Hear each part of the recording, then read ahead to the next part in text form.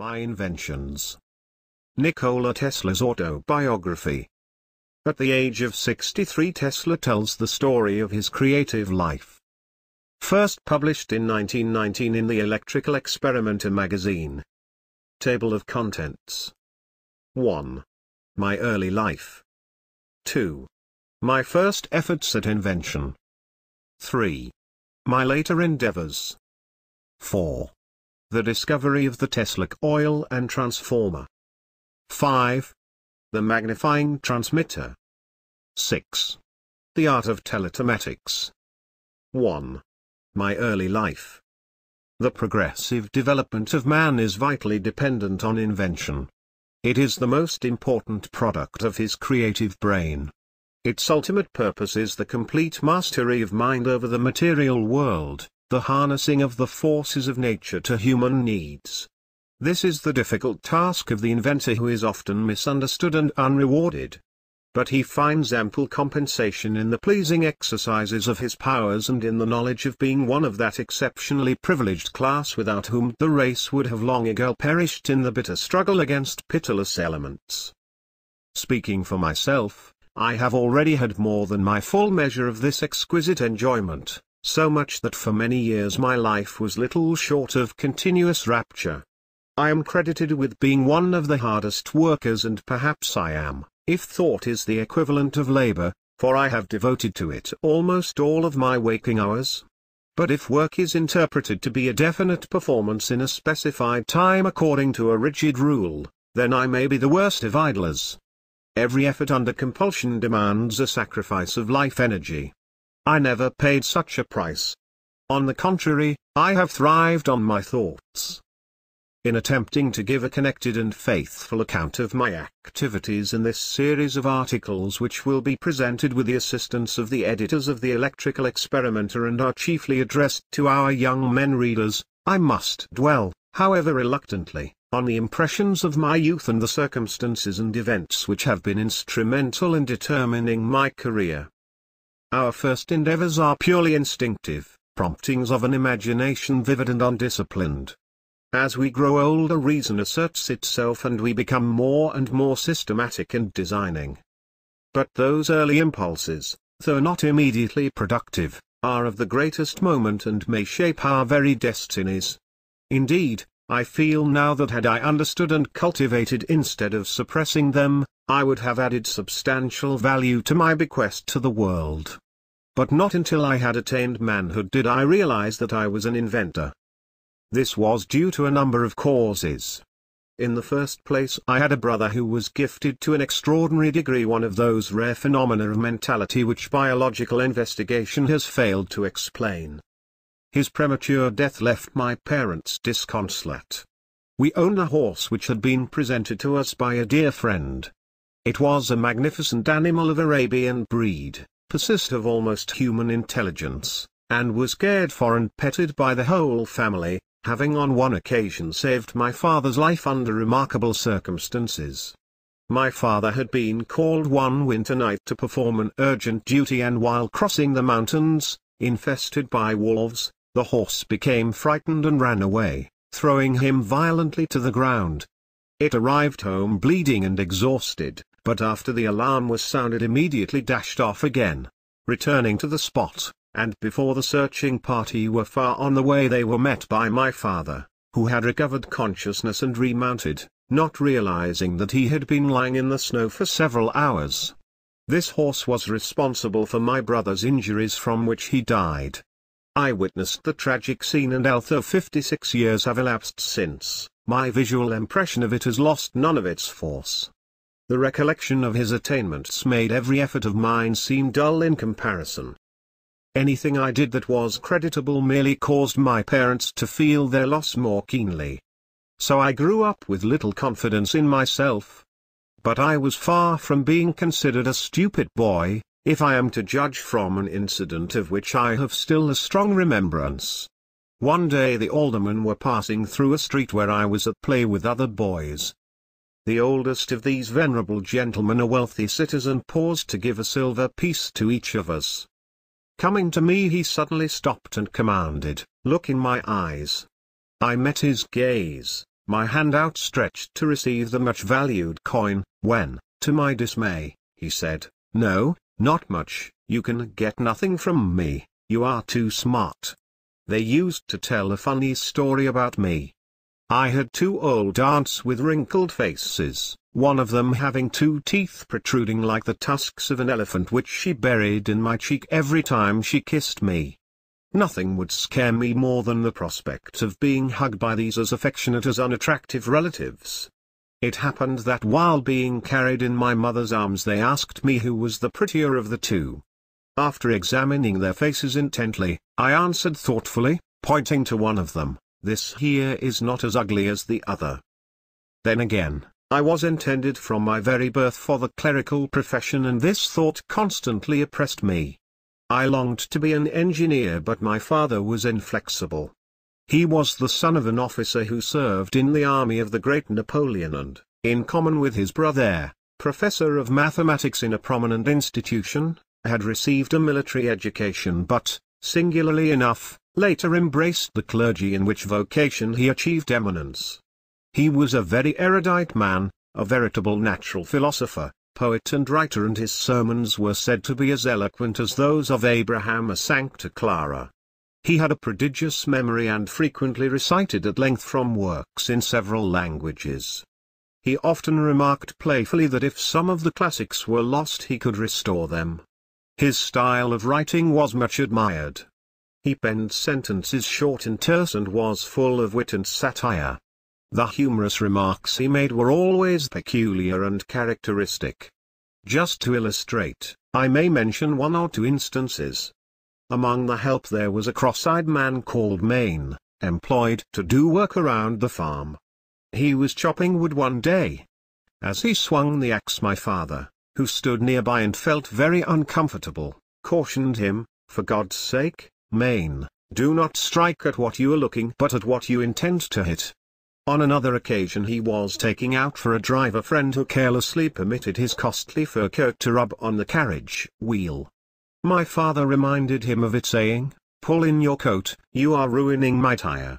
He had the odd habit of talking to himself and would often carry on an animated conversation and indulge in heated argument, changing the tone of his voice. A casual listener might have sworn that several people were in the room.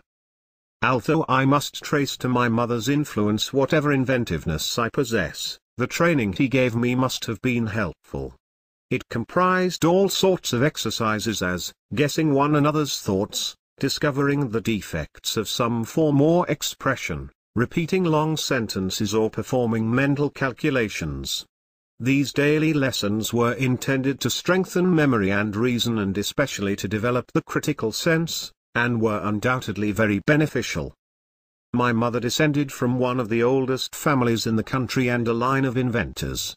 Both her father and grandfather originated numerous implements for household, agricultural and other uses. She was a truly great woman, of rare skill, courage and fortitude, who had braved the storms of life and passed through many a trying experience. When she was 16 a virulent pestilence swept the country. Her father was called away to administer the last sacraments to the dying, and during his absence she went alone to the assistance of a neighboring family who were stricken by the dread disease. All of the members, 5 in number, succumbed in rapid succession. She bathed, clothed and laid out the bodies, decorating them with flowers according to the custom of the country, and when her father returned he found everything ready for a Christian burial.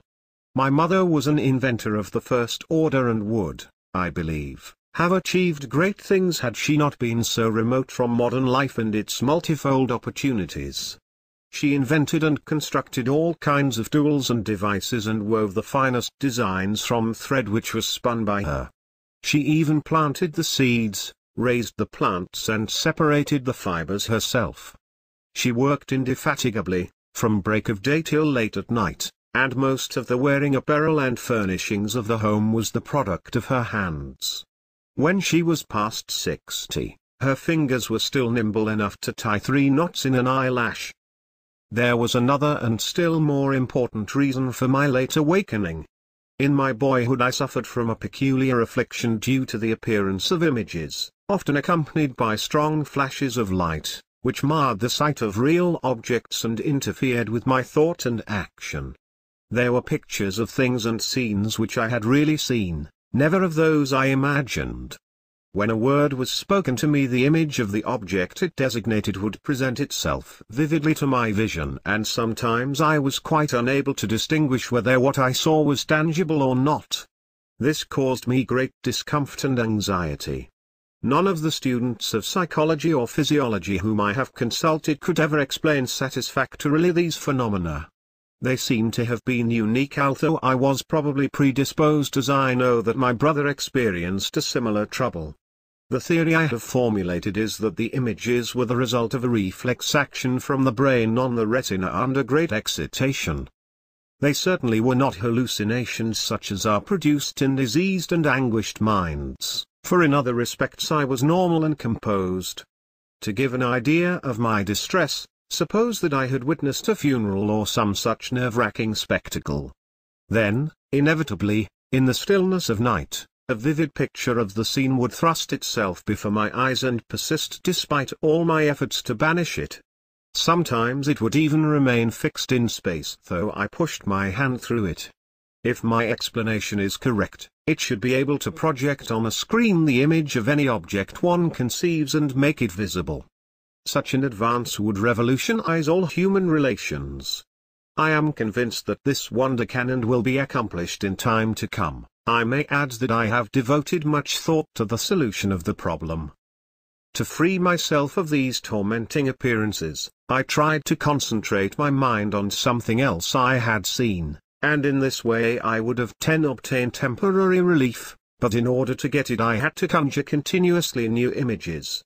It was not long before I found that I had exhausted all of those at my command. My reel had run out, as it were, because I had seen little of the world, only objects in my home and the immediate surroundings. As I performed these mental operations for the second or third time, in order to chase the appearances from my vision, the remedy gradually lost all its force. Then I instinctively commenced to make excursions beyond the limits of the small world of which I had knowledge, and I saw new scenes. These were at first very blurred and indistinct, and would flit away when I tried to concentrate my attention upon them, but by and by I succeeded in fixing them. They gained in strength and distinctness and finally assumed the concreteness of real things. I soon discovered that my best comfort was attained if I simply went on in my vision farther and farther, getting new impressions all the time, and so I began to travel, of course, in my mind.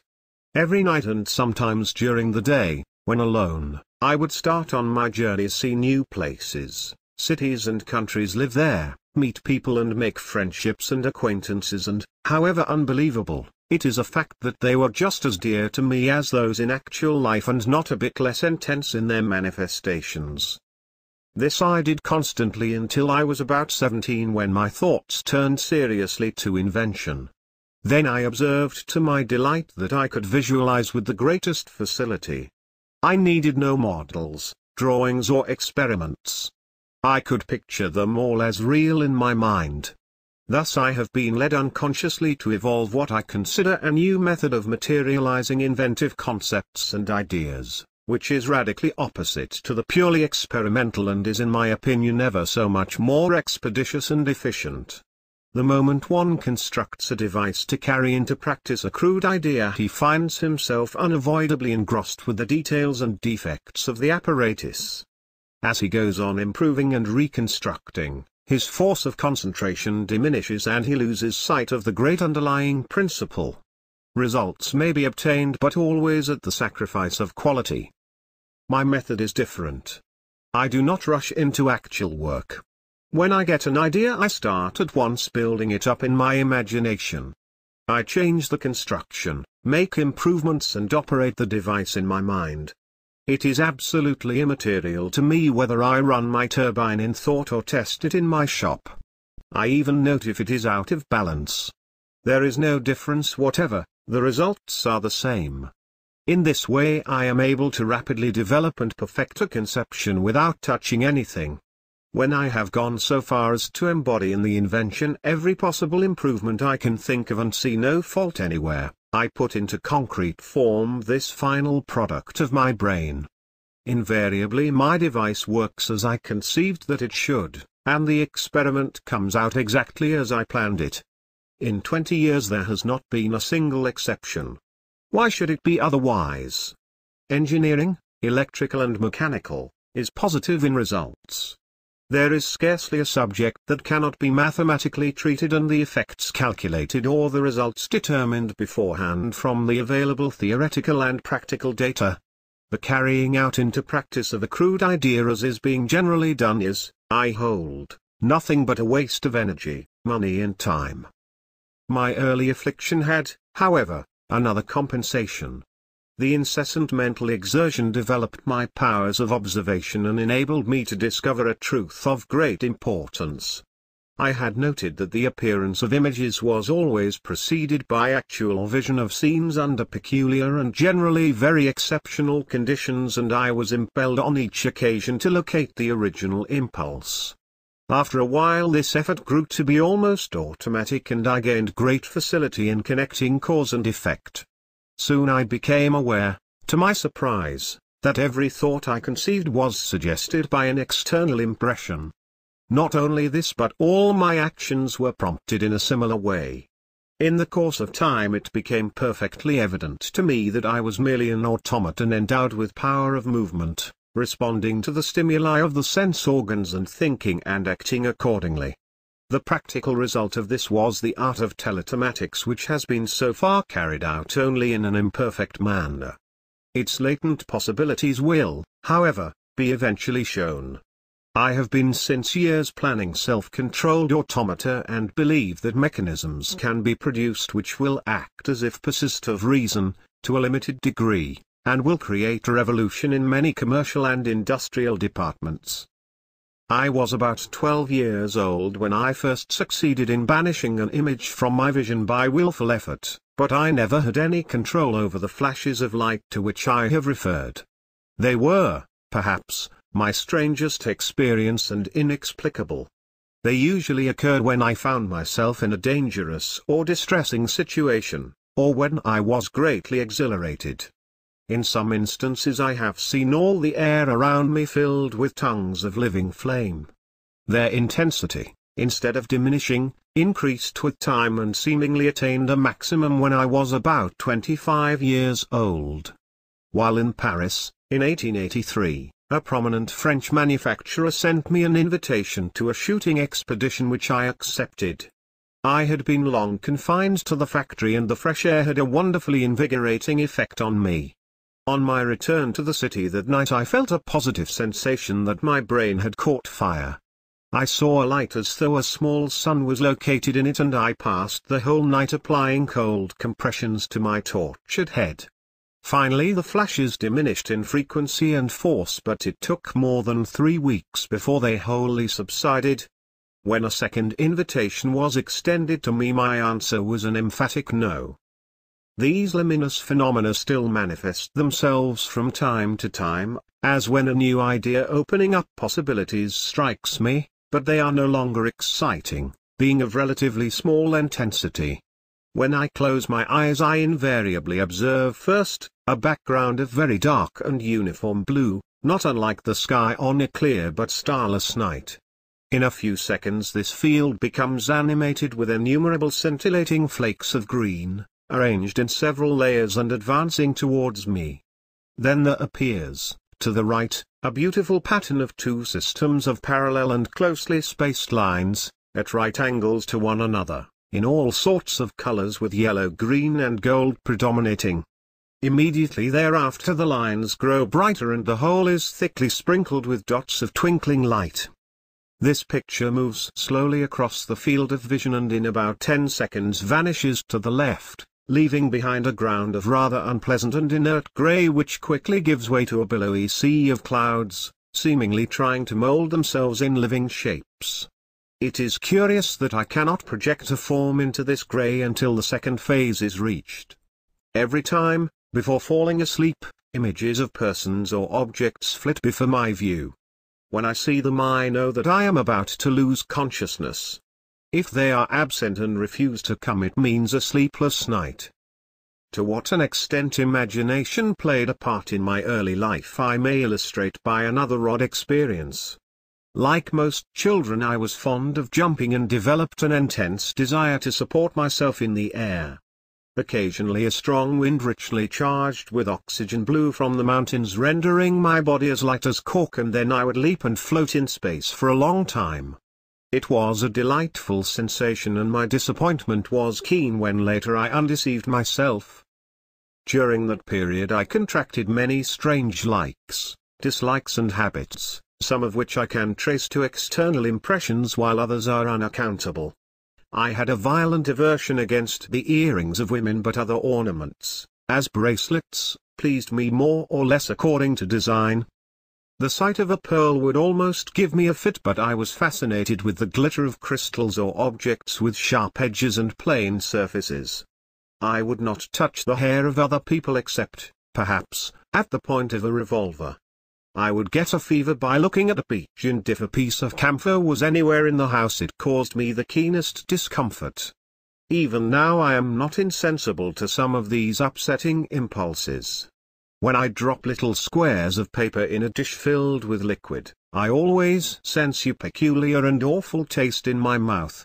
I counted the steps in my walks and calculated the cubical contents of soup plates, coffee cups and pieces of food, otherwise my meal was unenjoyable. All repeated acts or operations I performed had to be divisible by 3, and if I missed I felt impelled to do it all over again, even if it took hours. Up to the age of 8 years, my character was weak and vacillating. I had neither courage or strength to form a firm resolve. My feelings came in waves and surges and vibrated unceasingly between extremes. My wishes were of consuming force, and like the heads of the Hydra, they multiplied. I was oppressed by thoughts of pain in life and death and religious fear. I was swayed by superstitious belief and lived in constant dread of the spirit of evil, of ghosts and ogres and other unholy monsters of the dark. Then, all at once, there came a tremendous change which altered the course of my whole existence. Of all things I liked books the best.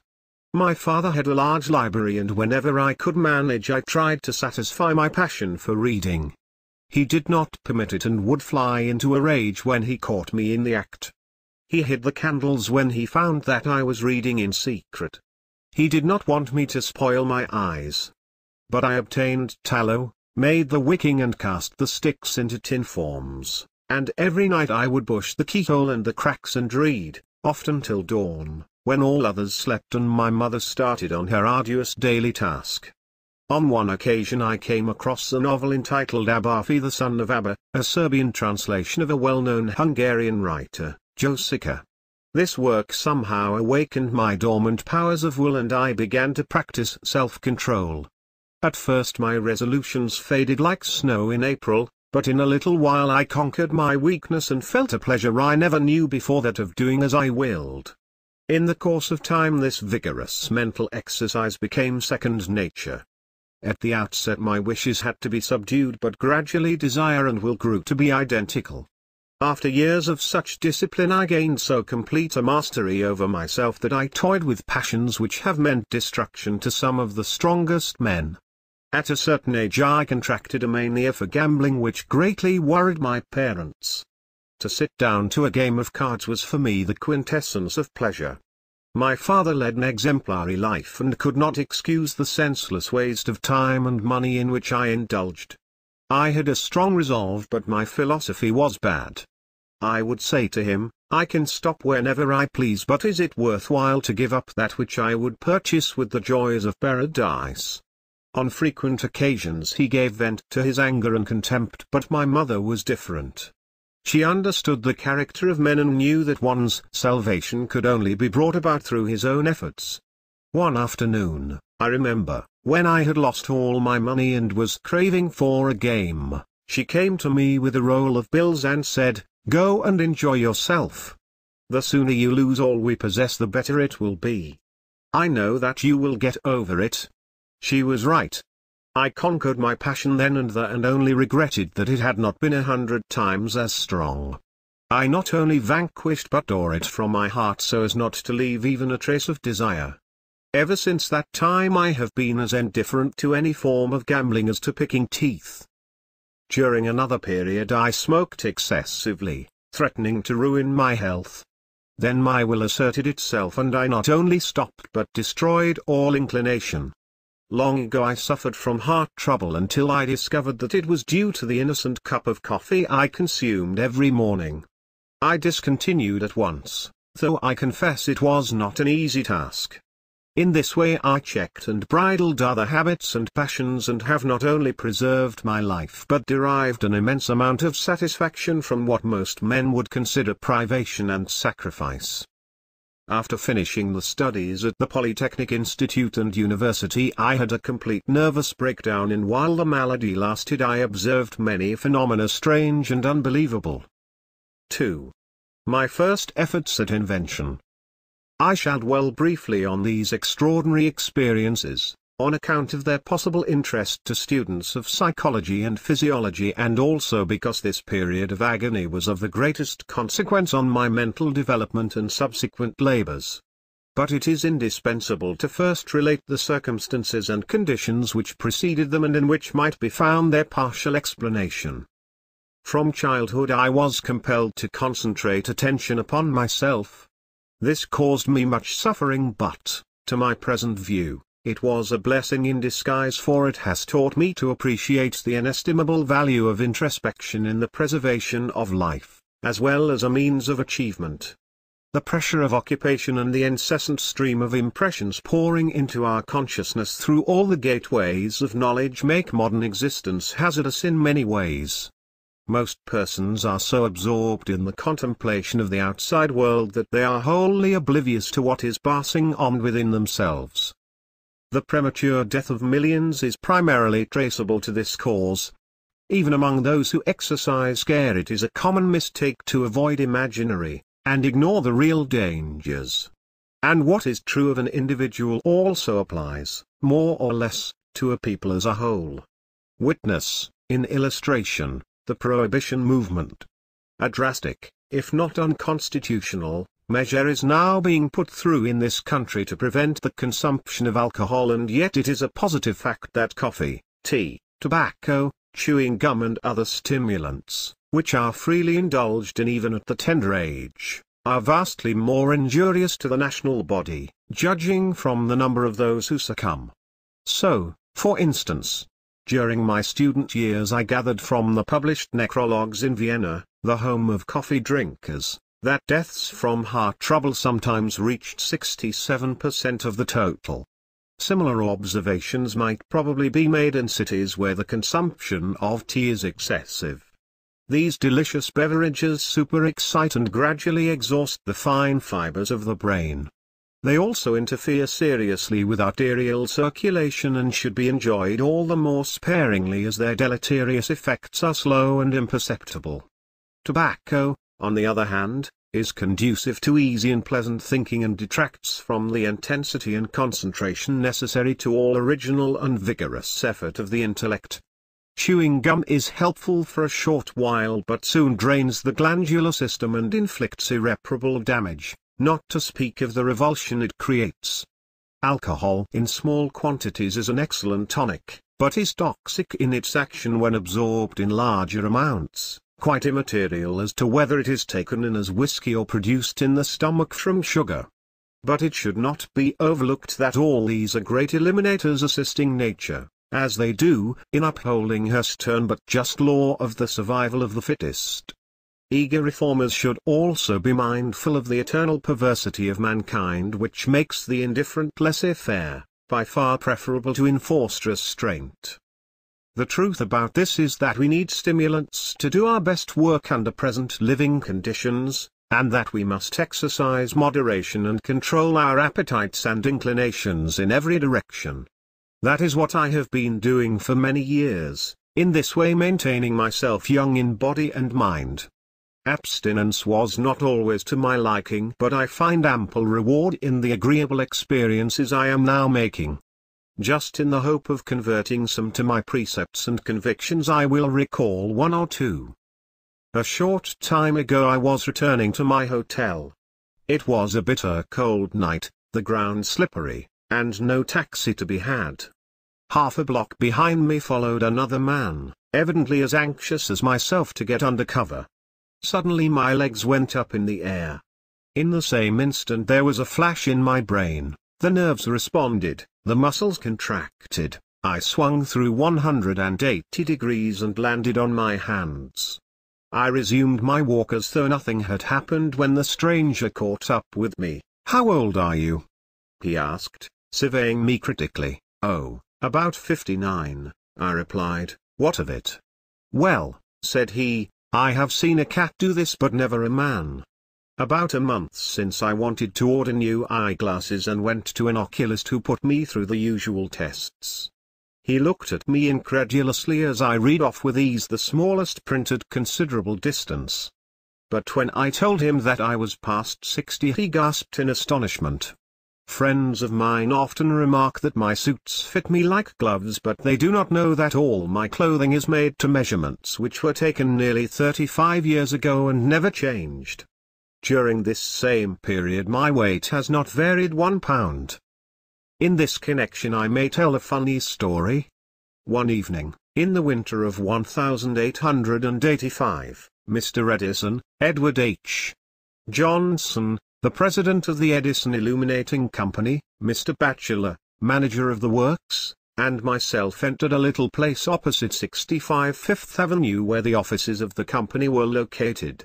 Someone suggested guessing weights and I was induced to step on a scale. Edison felt me all over and said, "Tesla weighs 152 pounds. To an ounce," and he guessed it exactly. Stripped I weighed 142 pounds. And that is still my weight. I whispered to Mr. Johnson, "How is it possible that Edison could guess my weight so closely?"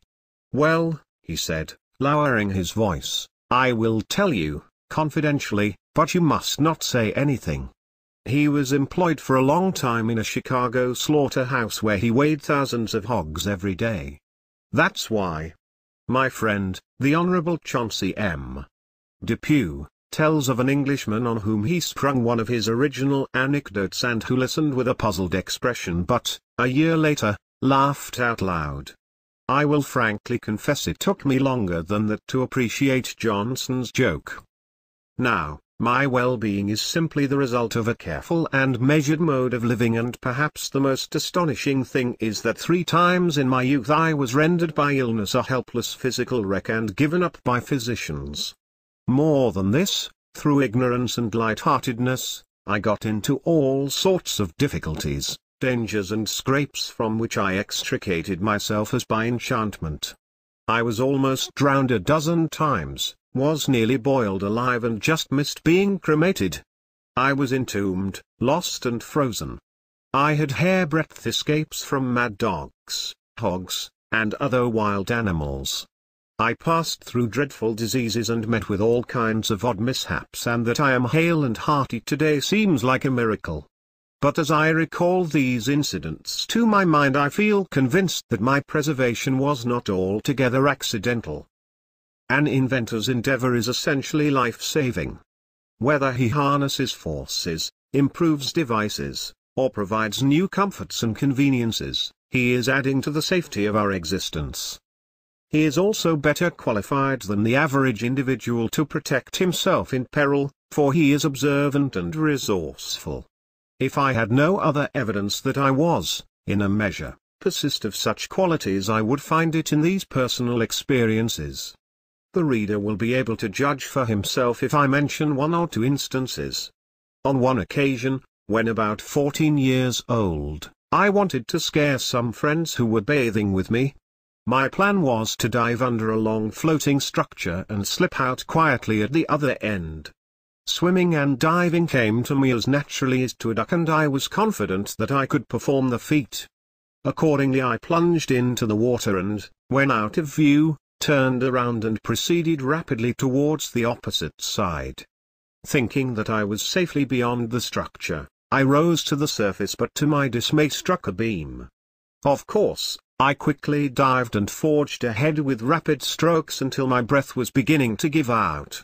Rising for the second time, my head came again in contact with a beam. Now I was becoming desperate. However, summoning all my energy, I made a third frantic attempt but the result was the same. The torture of suppressed breathing was getting unendurable, my brain was reeling and I felt myself sinking. At that moment, when my situation seemed absolutely hopeless, I experienced one of those flashes of light and the structure above me appeared before my vision.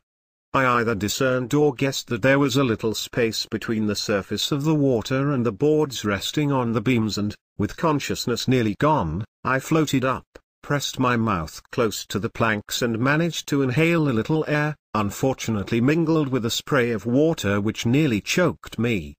Several times I repeated this procedure as in a dream until my heart, which was racing at a terrible rate, quieted down and I gained composure. After that I made a number of unsuccessful dives, having completely lost the sense of direction, but finally succeeded in getting out of the trap when my friends had already given me up and were fishing for my body. That bathing season was spoiled for me through recklessness, but I soon forgot the lesson and only 2 years later I fell into a worse predicament. There was a large flour mill with a dam across the river near the city where I was studying at the time. As a rule the height of the water was only 2 or 3 inches above the dam and to swim out to it was a sport not very dangerous in which I often indulged. One day I went alone to the river to enjoy myself as usual. When I was a short distance from the masonry, however, I was horrified to observe that the water had risen and was carrying me along swiftly. I tried to get away but it was too late. Luckily, though, I saved myself from being swept over by taking hold of the wall with both hands. The pressure against my chest was great and I was barely able to keep my head above the surface. Not a soul was in sight and my voice was lost in the roar of the fall.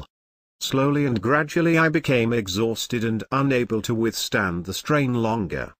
Just as I was about to let go, to be dashed against the rocks below, I saw in a flash of light a familiar diagram illustrating the hydraulic principle that the pressure of a fluid in motion is proportionate to the area exposed, and automatically I turned on my left side. As if by magic the pressure was reduced and I found it comparatively easy in that position to resist the force of the stream. But the danger still confronted me. I knew that sooner or later I would be carried down, as it was not possible for any help to reach me in time, even if I attracted attention. I am ambidextrous now but then I was left-handed and had comparatively little strength in my right arm. For this reason I did not dare to turn on the other side to rest and nothing remained but to slowly push my body along the dam. I had to get away from the mill towards which my face was turned as the current there was much swifter and deeper. It was a long and painful ordeal and I came near to failing at its very end for I was confronted with a depression in the masonry. I managed to get over with the last ounce of my force and fell in a swoon when I reached the bank, where I was found. I had torn virtually all the skin from my left side and it took several weeks before the fever subsided and I was well. These are only 2 of many instances but they may be sufficient to show that had it not been for the inventor's instinct I would not have lived to tell this tale. Interested people have often asked me how and when I began to invent. This I can only answer from my present recollection, in the light of which the first attempt I recall was rather ambitious, for it involved the invention of an apparatus and a method. In the former I was anticipated but the latter was original. It happened in this way.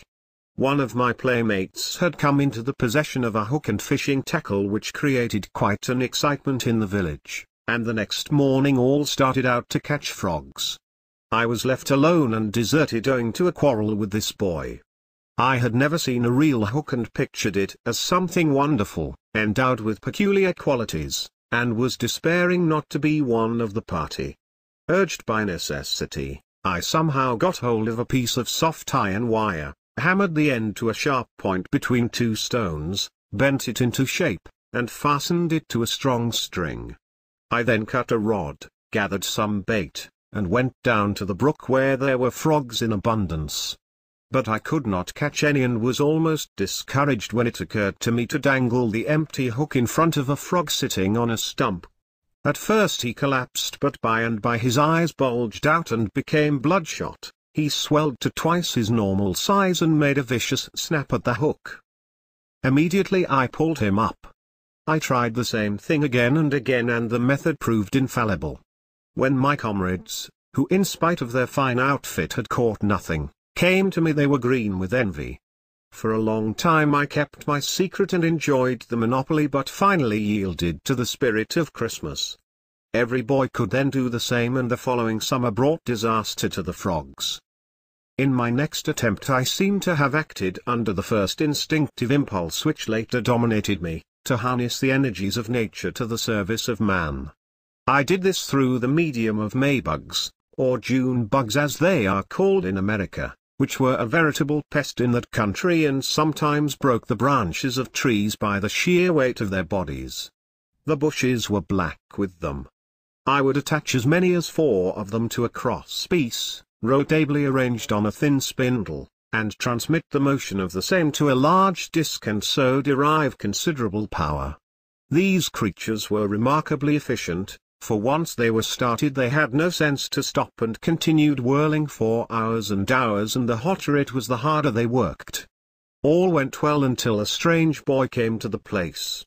He was the son of a retired officer in the Austrian army. That urchin ate Maybugs alive and enjoyed them as though they were the finest Blue Point oysters. That disgusting sight terminated my endeavors in this promising field, and I have never since been able to touch a Maybug or any other insect for that matter. After that, I believe, I undertook to take apart and assemble the clocks of my grandfather. In the former operation I was always successful, but often failed in the latter. So it came that he brought my work to a sudden halt in a manner not too delicate, and it took 30 years before I tackled another clockwork again. Shortly thereafter I went into the manufacture of a kind of pop gun which comprised a hollow tube, a piston, and 2 plugs of hemp. When firing the gun, the piston was pressed against the stomach and the tube was pushed back quickly with both hands. The air between the plugs was compressed and raised to high temperature, and one of them was expelled with a loud report. The art consisted in selecting a tube of the proper taper from the hollow stalks. I did very well with that gun, but my activities interfered with the window panes in our house and met with painful discouragement. If I remember rightly, I then took to carving swords from pieces of furniture which I could conveniently obtain. At that time I was under the sway of the Serbian national poetry and full of admiration for the feats of the heroes. I used to spend hours in mowing down my enemies in the form of corn stalks which ruined the crops and netted me several spankings from my mother. Moreover, these were not of the formal kind but the genuine article. I had all this and more behind me before I was 6 years old, and had passed through 1 year of elementary school in the village of Smiljan where I was born. At this juncture we moved to the little city of Gospic nearby. This change of residence was like a calamity to me. It almost broke my heart to part from our pigeons, chickens and sheep, and our magnificent flock of geese which used to rise to the clouds in the morning and return from the feeding grounds at sundown in battle formation, so perfect that it would have put a squadron of the best aviators of the present day to shame. In our new house I was but a prisoner, watching the strange people I saw through the window blinds. My bashfulness was such that I would rather have faced a roaring lion than one of the city dudes who strolled about.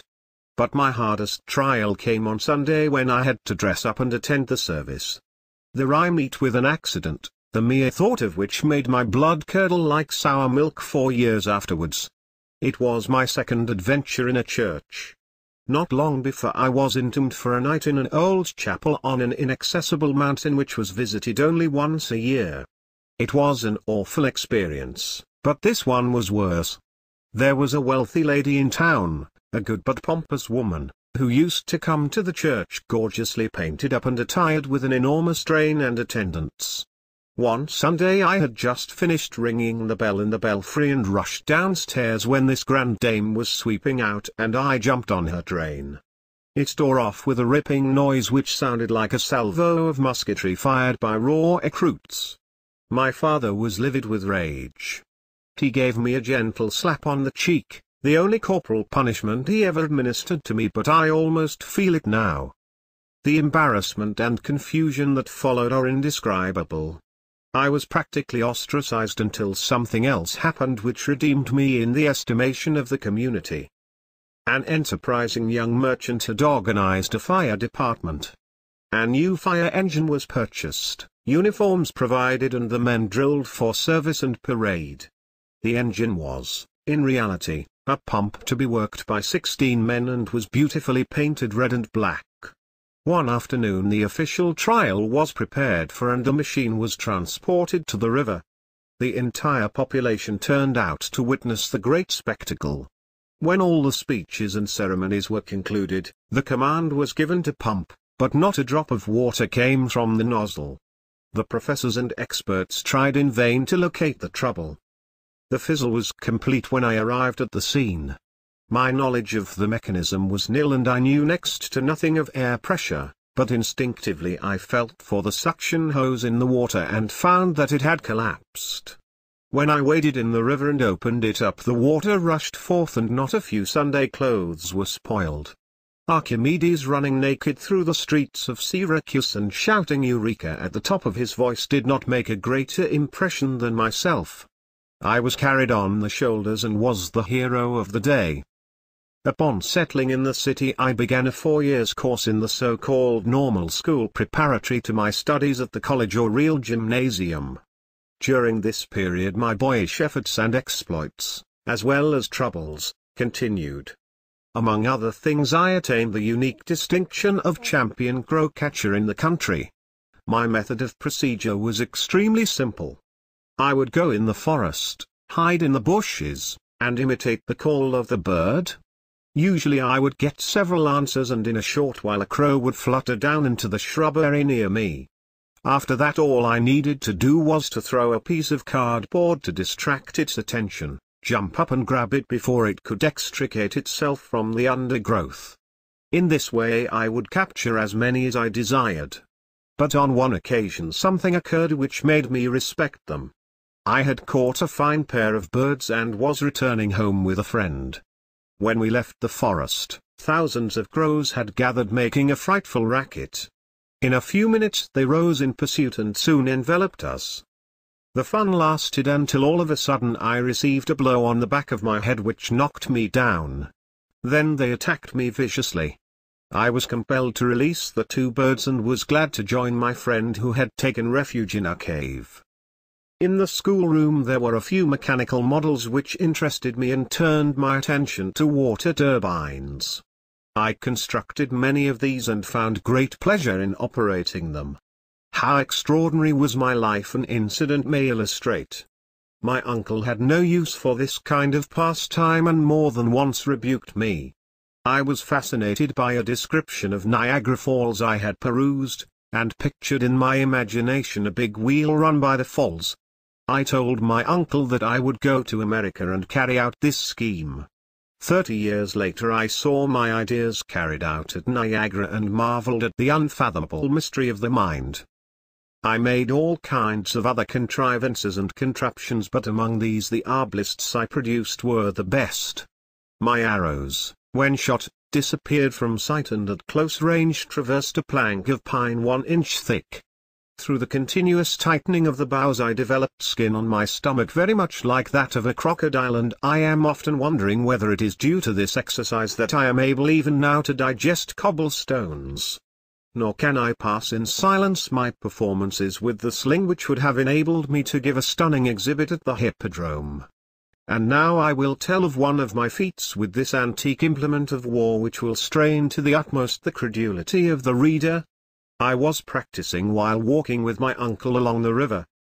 The sun was setting, the trout were playful, and from time to time one would shoot up into the air, its glistening body sharply defined against a projecting rock beyond. Of course any boy might have hit a fish under these propitious conditions, but I undertook a much more difficult task, and I foretold to my uncle, to the minutest detail, what I intended doing. I was to hurl a stone to meet the fish, press its body against the rock, and cut it in two. It was no sooner said than done. My uncle looked at me almost scared out of his wits and exclaimed, "Vad retro Satanas," and it was a few days before he spoke to me again. Other records, however great, will be eclipsed, but I feel that I could peacefully rest on my laurels for 1,000 years. 3. My later endeavors. The discovery of the rotating magnetic field. At the age of 10 I entered the Real Gymnasium, which was a new and fairly well-equipped institution. In the department of physics were various models of classical scientific apparatus, electrical and mechanical. The demonstrations and experiments performed from time to time by the instructors fascinated me and were undoubtedly a powerful incentive to invention. I was also passionately fond of mathematical studies and often won the professor's praise for rapid calculation. This was due to my acquired facility of visualizing the figures and performing the operations, not in the usual intuitive manner, but as in actual life. Up to a certain degree of complexity it was absolutely the same to me whether I wrote the symbols on the board or conjured them before my mental vision. But freehand drawing, to which many hours of the course were devoted, was an annoyance I could not endure. This was rather remarkable, as most of the members of the family excelled in it. Perhaps my aversion was simply due to the predilection I found in undisturbed thought. Had it not been for a few exceptionally stupid boys, who could not do anything at all, my record would have been the worst. It was a serious handicap, as under the then existing educational regime, drawing being obligatory, this deficiency threatened to spoil my whole career, and my father had considerable trouble in railroading me from one class to another. In the second year at that institution I became obsessed with the idea of producing continuous motion through steady air pressure. The pump incident, of which I have told, had set afire my youthful imagination and impressed me with the boundless abilities of a vacuum. I grew frantic in my desire to harness this inexhaustible energy, but for a long time I was groping in the dark. Finally, however, my endeavors crystallized in an invention which was to enable me to achieve what no other mortal ever attempted.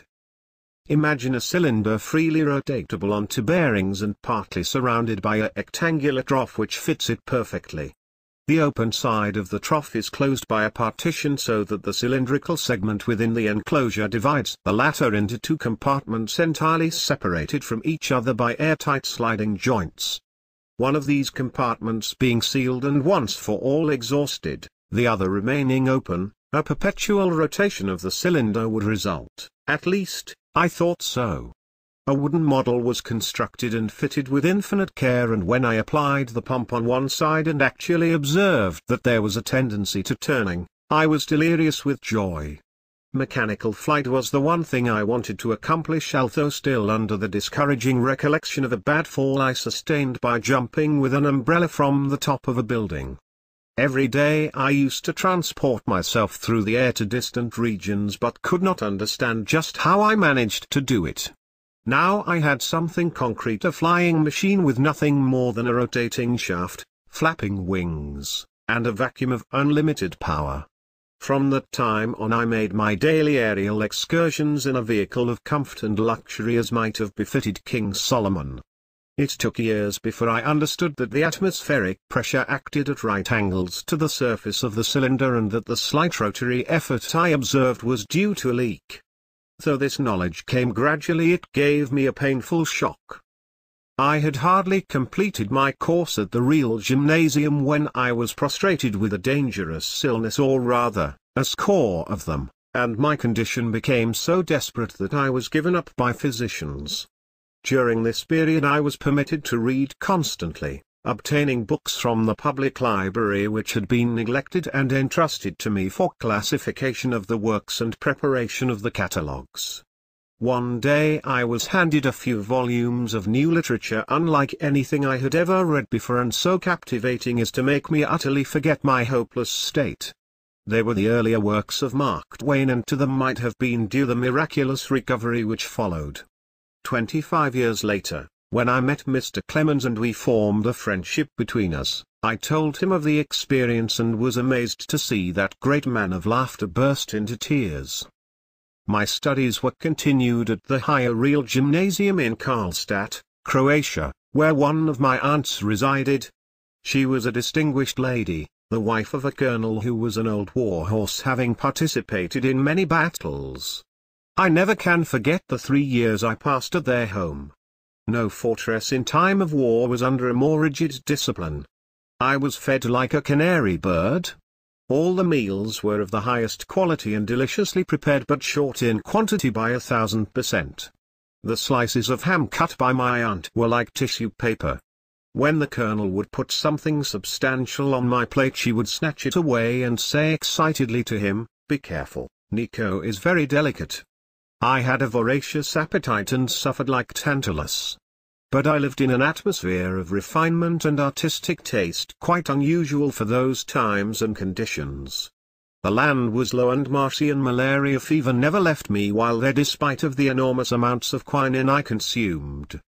Occasionally the river would rise and drive an army of rats into the buildings, devouring everything, even to the bundles of the fierce paprika. These pests were to me a welcome diversion. I thinned their ranks by all sorts of means, which won me the unenviable distinction of rat catcher in the community. At last, however, my course was completed, the misery ended, and I obtained the certificate of maturity which brought me to the crossroads. During all those years my parents never wavered in their resolve to make me embrace the clergy, the mere thought of which filled me with dread. I had become intensely interested in electricity under the stimulating influence of my professor of physics, who was an ingenious man and often demonstrated the principles by apparatus of his own invention. Among these I recall a device in the shape of a freely rotatable bulb, with tinfoil coatings, which was made to spin rapidly when connected to a static machine. It is impossible for me to convey an adequate idea of the intensity of feeling I experienced in witnessing his exhibitions of these mysterious phenomena. Every impression produced 1,000 echoes in my mind. I wanted to know more of this wonderful force, I longed for experiment and investigation, and resigned myself to the inevitable with aching heart. Just as I was making ready for the long journey home, I received word that my father wished me to go on a shooting expedition.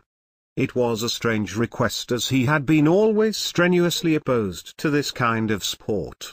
But a few days later I learned that the cholera was raging in that district, and, taking advantage of an opportunity, I returned to Gospic in disregard of my parents' wishes. It is incredible how absolutely ignorant people were as to the causes of this scourge, which visited the country in intervals of from 15 to 20 years. They thought that the deadly agents were transmitted through the air and filled it with pungent odors and smoke. In the meantime they drank the infected water and died in heaps. I contracted the awful disease on the very day of my arrival, and although surviving the crisis, I was confined to bed for 9 months with scarcely any ability to move. My energy was completely exhausted, and for the second time I found myself at death's door. In one of the sinking spells, which was thought to be the last, my father rushed into the room. I still see his pallid face as he tried to cheer me in tones belying his assurance. "Perhaps," I said, "I may get well if you will let me study engineering. You will go to the best technical institution in the world," he solemnly replied, and I knew that he meant it.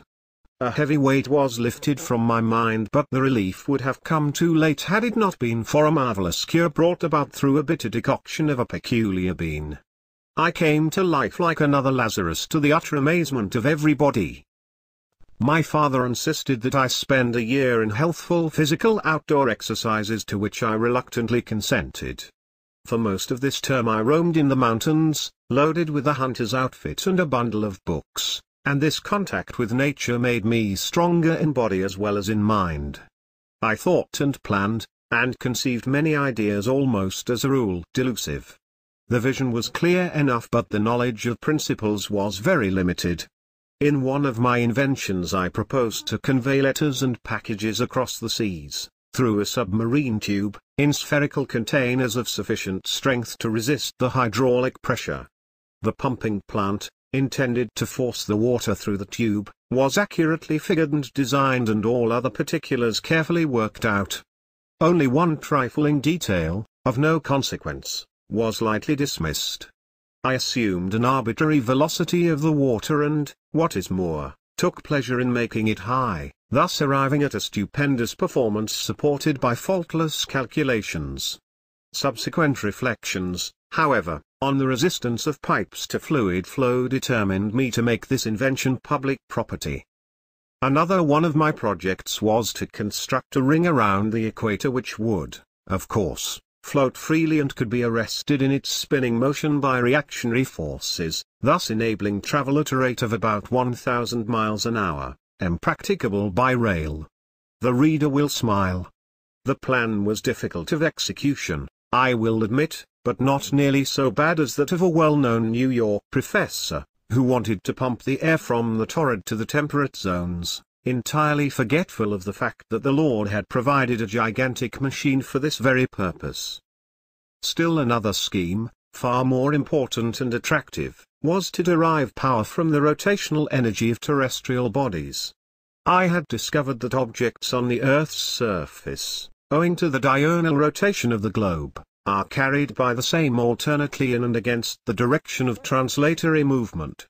From this results a great change in momentum which could be utilized in the simplest imaginable manner to furnish motive effort in any habitable region of the world. I cannot find words to describe my disappointment when later I realized that I was in the predicament of Archimedes, who vainly sought for a fixed point in the universe. At the termination of my vacation I was sent to the Polytechnic School in Graz, Styria, which my father had chosen as one of the oldest and best reputed institutions. That was the moment I had eagerly awaited, and I began my studies under good auspices and firmly resolved to succeed. My previous training was above the average, due to my father's teaching and opportunities afforded. I had acquired the knowledge of a number of languages and waded through the books of several libraries, picking up information more or less useful. Then again, for the first time, I could choose my subjects as I liked, and freehand drawing was to bother me no more. I had made up my mind to give my parents a surprise, and during the whole first year regularly started my work at 3 o'clock in the morning and continued until 11 at night, no Sundays or holidays excepted. As most of my fellow students took things easily, naturally enough I eclipsed all records. In the course of that year one passed through 9 exams, and the professors thought I deserved more than the highest qualifications. Armed with their flattering certificates, I went home for a short rest, expecting a triumph, and was mortified when my father made light of these hard-won honors. That almost killed my ambition, but later, after he had died, I was pained to find a package of letters which the professors had written him to the effect that unless he took me away from the institution I would be killed through overwork. Thereafter I devoted myself chiefly to physics, mechanics and mathematical studies, spending the hours of leisure in the libraries. I had a veritable mania for finishing whatever I began, which often got me into difficulties. On one occasion I started to read the works of Voltaire when I learned, to my dismay, that there were close on 100 large volumes in small print which that monster had written while drinking 72 cups of black coffee per diem. It had to be done, but when I laid aside the last book I was very glad, and said, never more. My first year's showing had won me the appreciation and friendship of several professors. Among these were Professor Rogner, who was teaching arithmetical subjects and geometry, Professor Poeschl, who held the chair of theoretical and experimental physics, and Dr. Al, who taught integral calculus and specialized in differential equations. This scientist was the most brilliant lecturer to whom I ever listened.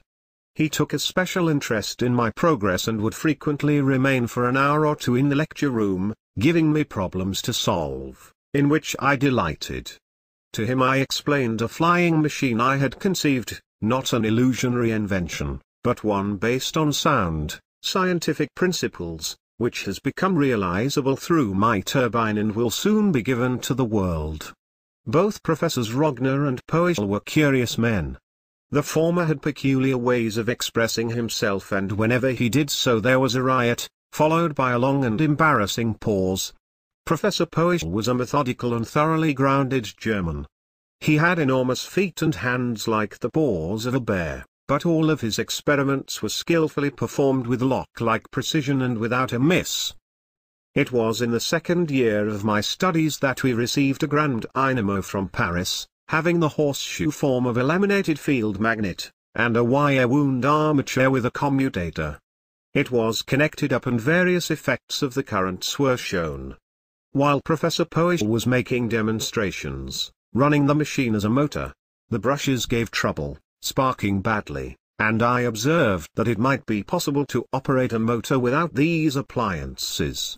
But he declared that it could not be done and did me the honor of delivering a lecture on the subject, at the conclusion of which he remarked, "Mr. Tesla may accomplish great things, but he certainly never will do this.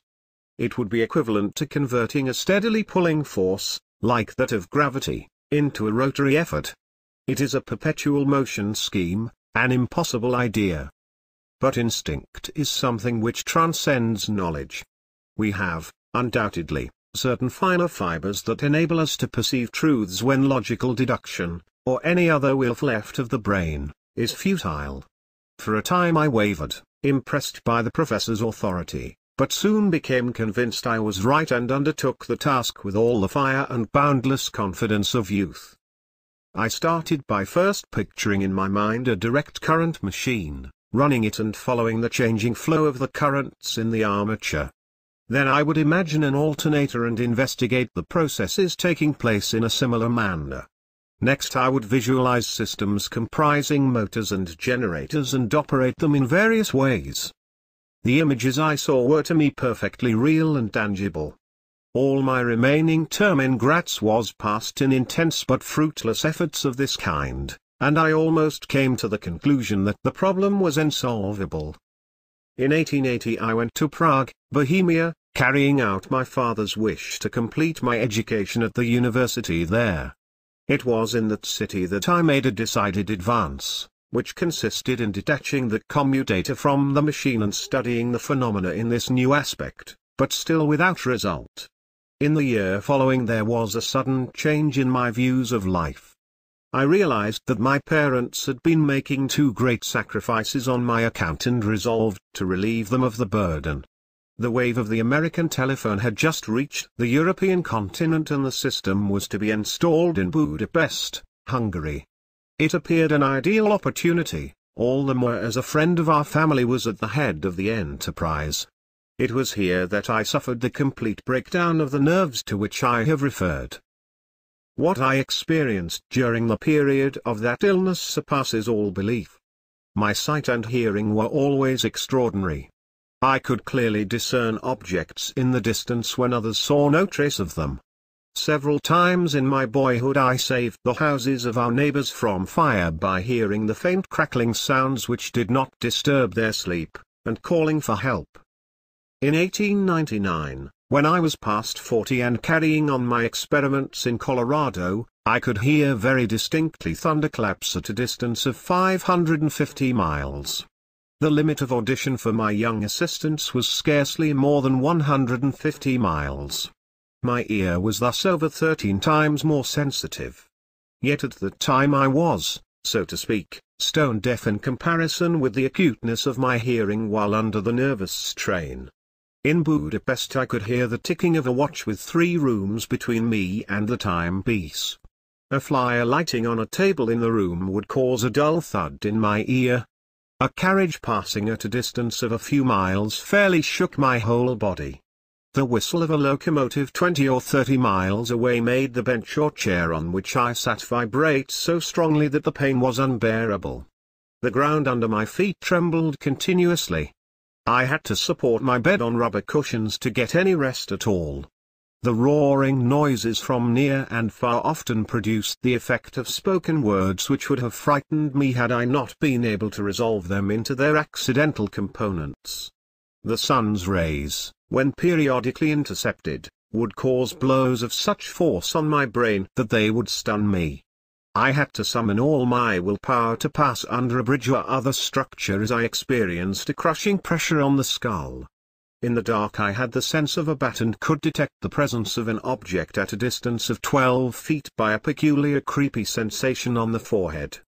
My pulse varied from a few to 260 beats and all the tissues of the body quivered with twitchings and tremors, which was perhaps the hardest to bear. A renowned physician who gave me daily large doses of bromide of potassium pronounced my malady unique and incurable. It is my eternal regret that I was not under the observation of experts in physiology and psychology at that time. I clung desperately to life, but never expected to recover.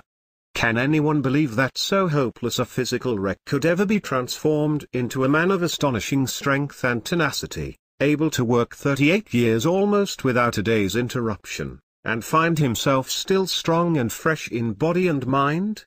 Such is my case. A powerful desire to live and to continue the work, and the assistance of a devoted friend and athlete accomplished the wonder. My health returned and with it the vigor of mind. In attacking the problem again I almost regretted that the struggle was soon to end. I had so much energy to spare.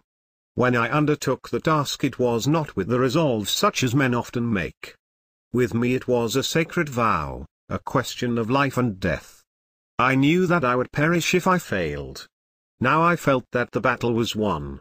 Back in the deep recesses of the brain was the solution, but I could not yet give it outward expression. One afternoon, which is ever present in my recollection, I was enjoying a walk with my friend in the city park and reciting poetry. At that age I knew entire books by heart, word for word. One of these was Goethe's Faust. The sun was just setting and reminded me of the glorious passage. Sei ruckt und wie eicht, der Tag ist überlebt, dort eilt sei hin und fort neues Leben. Oh, das kein Flügel mich vom Boden hebt hinweg und immer nach zustreben. Eins nur mindestens sei entwegt, ach, zu de Geistsflügeln word so liegt kein körperlicher Flügel sich gesellen. The glow retreats, done is the day of toil. It yonder hastes, new fields of life exploring, that no wing can lift me from the soil upon its track to follow soaring. A glorious dream. Though now the glories fade. Alas! The wings that lift the mind no aid of wings to lift the body can bequeath me. As I uttered these inspiring words the idea came like a flash of lightning and in an instant the truth was revealed. I drew with a stick on the sand the diagrams shown 6 years later in my address before the American Institute of Electrical Engineers, and my companion understood them perfectly. The images I saw were wonderfully sharp and clear and had the solidity of metal and stone, so much so that I told him, "See my motor here, watch me reverse it." I cannot begin to describe my emotions. Pygmalion seeing his statue come to life could not have been more deeply moved. 1,000 secrets of nature which I might have stumbled upon accidentally I would have given for that one which I had wrested from her against all odds and at the peril of my existence. 4. The discovery of the Tesla coil and transformer. For a while I gave myself up entirely to the intense enjoyment of picturing machines and devising new forms. It was a mental state of happiness about as complete as I have ever known in life. Ideas came in an uninterrupted stream and the only difficulty I had was to hold them fast. The pieces of apparatus I conceived were to me absolutely real and tangible in every detail, even to the minute marks and signs of wear. I delighted in imagining the motors constantly running, for in this way they presented to mind's eye a more fascinating sight. When natural inclination develops into a passionate desire, one advances towards his goal in 7-league boots. In less than 2 months I evolved virtually all the types of motors and modifications of the system which are now identified with my name. It was, perhaps, providential that the necessities of existence commanded a temporary halt to this consuming activity of the mind. I came to Budapest prompted by a premature report concerning the telephone enterprise and, as irony of fate willed it, I had to accept a position as draftsman in the Central Telegraph Office of the Hungarian government at a salary which I deem it my privilege not to disclose. Fortunately, I soon won the interest of the Inspector-in-Chief and was thereafter employed on calculations, designs and estimates in connection with new installations, until the telephone exchange was started, when I took charge of the same. The knowledge and practical experience I gained in the course of this work was most valuable, and the employment gave me ample opportunities for the exercise of my inventive faculties. I made several improvements in the central station apparatus and perfected a telephone repeater or amplifier which was never patented or publicly described but would be creditable to me even today.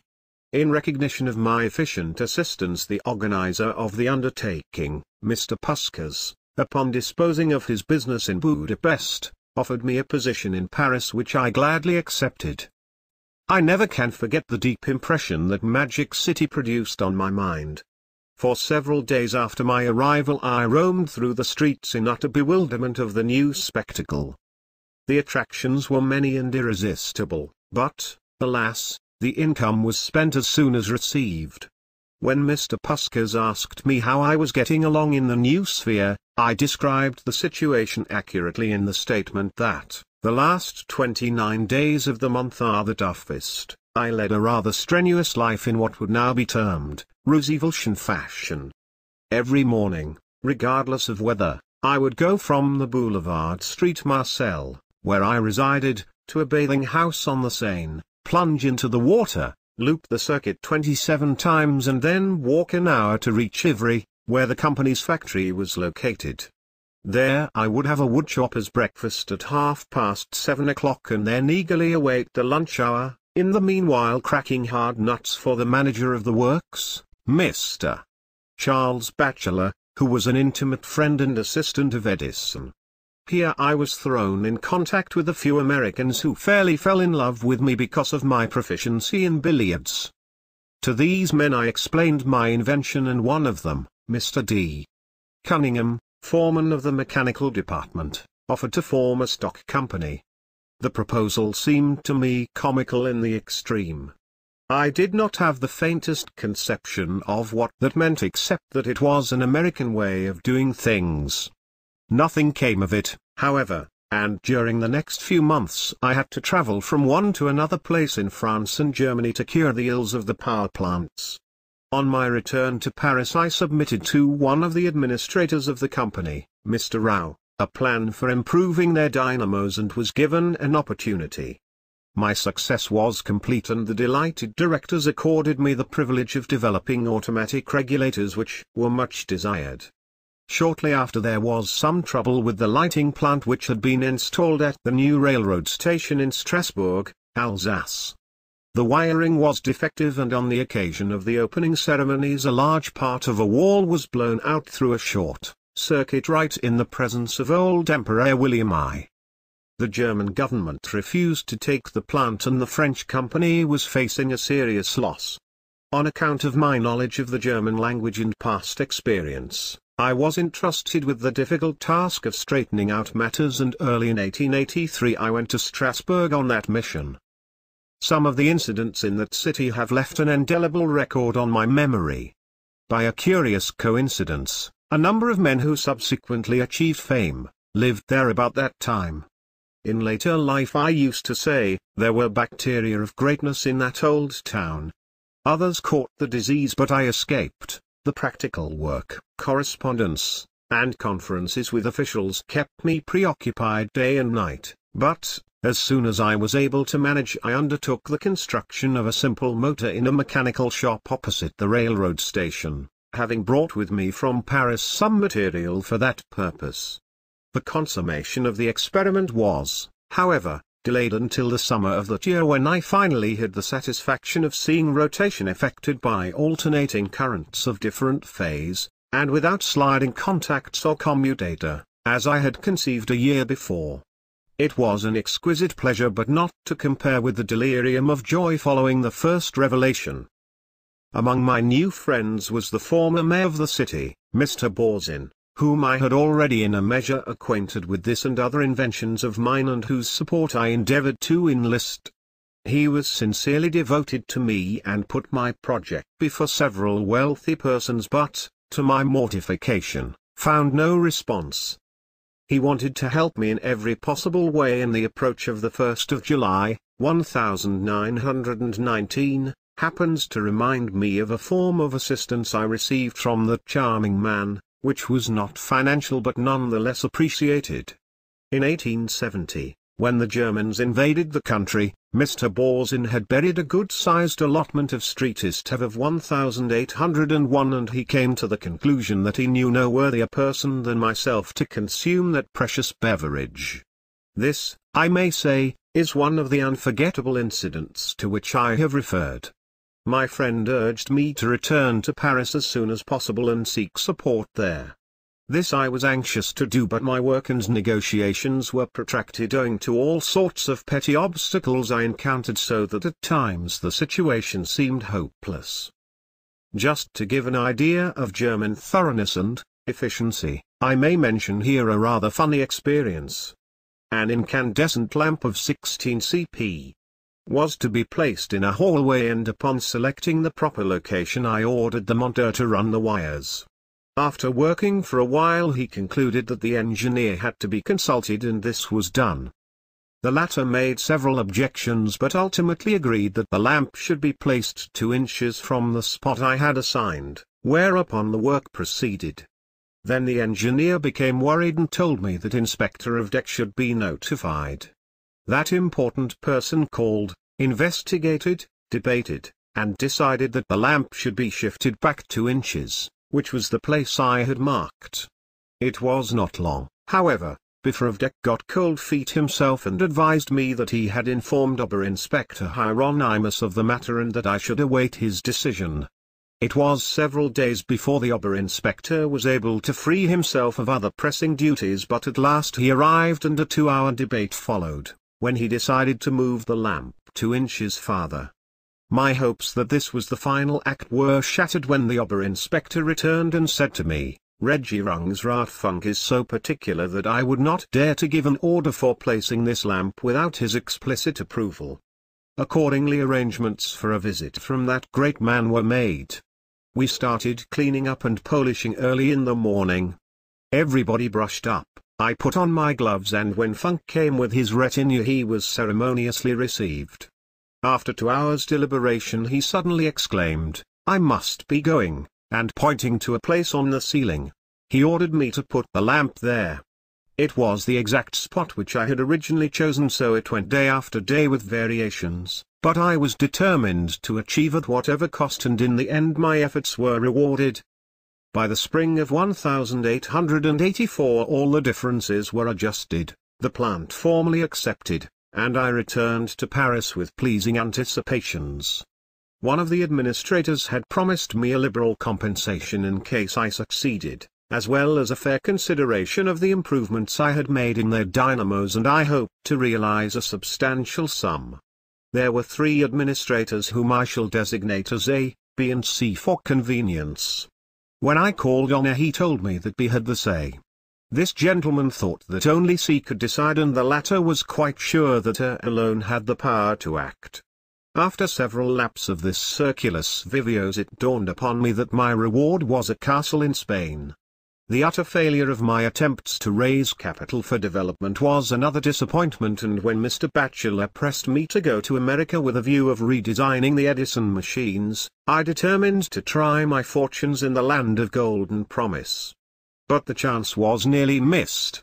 I liquefied my modest assets, secured accommodations, and found myself at the railroad station as the train was pulling out. At that moment I discovered that my money and tickets were gone. What to do was the question. Hercules had plenty of time to deliberate, but I had to decide while running alongside the train with opposite feelings surging in my brain like condenser oscillations. Resolve, helped by dexterity, one out in the nick of time, and upon passing through the usual experiences, as trivial as unpleasant, I managed to embark for New York with the remnants of my belongings, some poems and articles I had written, and a package of calculations relating to solutions of an unsolvable integral and to my flying machine. During the voyage I sat most of the time at the stern of the ship watching for an opportunity to save somebody from a watery grave, without the slightest thought of danger. Later, when I had absorbed some of the practical American sense, I shivered at the recollection and marveled at my former folly. I wish that I could put in words my first impressions of this country. In the Arabian Tales I read how genii transported people into a land of dreams to live through delightful adventures. My case was just the reverse. The genii had carried me from a world of dreams into one of realities. What I had left was beautiful, artistic and fascinating in every way. What I saw here was machined, rough and unattractive. A burly policeman was twirling his stick, which looked to me as big as a log. I approached him politely with the request to direct me 6 blocks down, then to the left. He said, with murder in his eyes, "Is this America?" I asked myself in painful surprise. It is a century behind Europe in civilization. When I went abroad in 1889, 5 years having elapsed since my arrival here, I became convinced that it was more than 100 years ahead of Europe, and nothing has happened to this day to change my opinion. The meeting with Edison was a memorable event in my life. I was amazed at this wonderful man who, without early advantages and scientific training, had accomplished so much. I had studied a dozen languages, delved in literature and art, and had spent my best years in libraries reading all sorts of stuff that fell into my hands, from Newton's Principia to the novels of Paul de Koch, and felt that most of my life had been squandered. But it did not take long before I recognized that it was the best thing I could have done. Within a few weeks I had won Edison's confidence, and it came about in this way. The SS Oregon, the fastest passenger steamer at that time, had both of its lighting machines disabled and its sailing was delayed. As the superstructure had been built after their installation, it was impossible to remove them from the hold. The predicament was a serious one, and Edison was much annoyed. In the evening I took the necessary instruments with me and went aboard the vessel, where I stayed for the night. The dynamos were in bad condition, having several short circuits and breaks, but with the assistance of the crew I succeeded in putting them in good shape. At 5 o'clock in the morning, when passing along Fifth Avenue on my way to the shop, I met Edison with Batchelor and a few others as they were returning home to retire. "Here is our Parisian running around at night," he said. When I told him that I was coming from the Oregon and had repaired both machines, he looked at me in silence and walked away without another word. But when he had gone some distance I heard him remark, "Batchelor, this is a d*n good man," and from that time on I had full freedom in directing the work. For nearly a year my regular hours were from 10:30 a.m. until 5 o'clock the next morning without a day's exception. Edison said to me, "I have had many hard-working assistants, but you take the cake." During this period I designed 24 different types of standard machines with short cores and of uniform pattern, which replaced the old ones. The manager had promised me $50,000 on the completion of this task, but it turned out to be a practical joke. This gave me a painful shock and I resigned my position. Immediately thereafter some people approached me with the proposal of forming an ArcLight company under my name, to which I agreed. Here finally was an opportunity to develop the motor, but when I broached the subject to my new associates they said, "No, we want the arc lamp. We don't care for this alternating current of yours." In 1886 my system of arc lighting was perfected and adopted for factory and municipal lighting, and I was free, but with no other possession than a beautifully engraved certificate of stock of hypothetical value. Then followed a period of struggle in the new medium for which I was not fitted, but the reward came in the end, and in April 1887, the Tesla Electric Company was organized, providing a laboratory and facilities. The motors I built there were exactly as I had imagined them. I made no attempt to improve the design, but merely reproduced the pictures as they appeared to my vision, and the operation was always as I expected. In the early part of 1888 an arrangement was made with the Westinghouse Company for the manufacture of the motors on a large scale. But great difficulties had still to be overcome. My system was based on the use of low-frequency currents, and the Westinghouse experts had adopted 133 cycles with the object of securing advantages in the transformation. They did not want to depart from their standard forms of apparatus, and my efforts had to be concentrated upon adapting the motor to these conditions. Another necessity was to produce a motor capable of running efficiently at this frequency onto wires, which was not easy of accomplishment. At the close of 1889, however, my services in Pittsburgh being no longer essential, I returned to New York and resumed experimental work in a laboratory on Grand Street, where I began immediately the design of high-frequency machines. The problems of construction in this unexplored field were novel and quite peculiar, and I encountered many difficulties. I rejected the inductor type, fearing that it might not yield perfect sine waves, which were so important to resonant action. Had it not been for this, I could have saved myself a great deal of labor. Another discouraging feature of the high-frequency alternator seemed to be the inconstancy of speed, which threatened to impose serious limitations to its use. I had already noted in my demonstrations before the American Institution of Electrical Engineers that several times the tune was lost, necessitating readjustment, and did not yet foresee, what I discovered long afterwards, a means of operating a machine of this kind at a speed constant to such a degree as not to vary more than a small fraction of one revolution between the extremes of load. From many other considerations, it appeared desirable to invent a simpler device for the production of electric oscillations. In 1856 Lord Kelvin had exposed the theory of the condenser discharge, but no practical application of that important knowledge was made. I saw the possibilities and undertook the development of induction apparatus on this principle. My progress was so rapid as to enable me to exhibit at my lecture in 1891 a coil giving sparks of 5 inches. On that occasion I frankly told the engineers of a defect involved in the transformation by the new method, namely, the loss in the spark gap. Subsequent investigation showed that no matter what medium is employed, be it air, hydrogen, mercury vapor, oil, or a stream of electrons, the efficiency is the same. It is a law very much like that governing the conversion of mechanical energy. We may drop a weight from a certain height vertically down or carry it to the lower level along any devious path. It is immaterial insofar as the amount of work is concerned. Fortunately, however, this drawback is not fatal, as by proper proportioning of the resonant circuits an efficiency of 85% is attainable. Since my early announcement of the invention, it has come into universal use and wrought a revolution in many departments. But a still greater future awaits it. When in 1900 I obtained powerful discharges of 100 feet and flashed a current around the globe, I was reminded of the first tiny spark I observed in my Grand Street laboratory, and was thrilled by sensations akin to those I felt when I discovered the rotating magnetic field. 5. The magnifying transmitter. As I review the events of my past life, I realize how subtle are the influences that shape our destinies. An incident of my youth may serve to illustrate.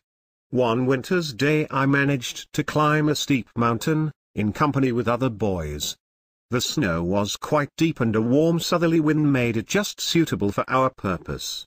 We amused ourselves by throwing balls which would roll down a certain distance, gathering more or less snow, and we tried to outdo one another in this exciting sport.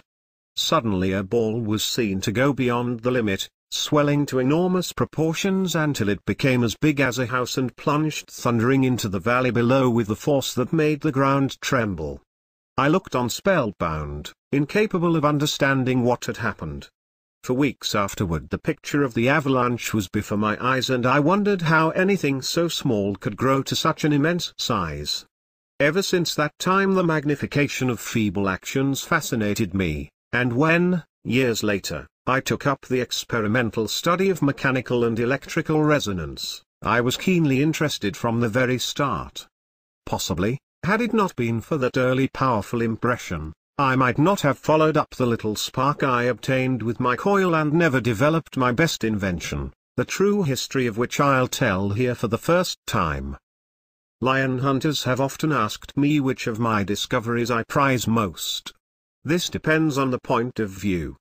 Not a few technical men, very able in their special departments, but dominated by a pedantic spirit and nearsighted, have asserted that excepting the induction motor I had given to the world little of practical use. This is a grievous mistake. A new idea must not be judged by its immediate results.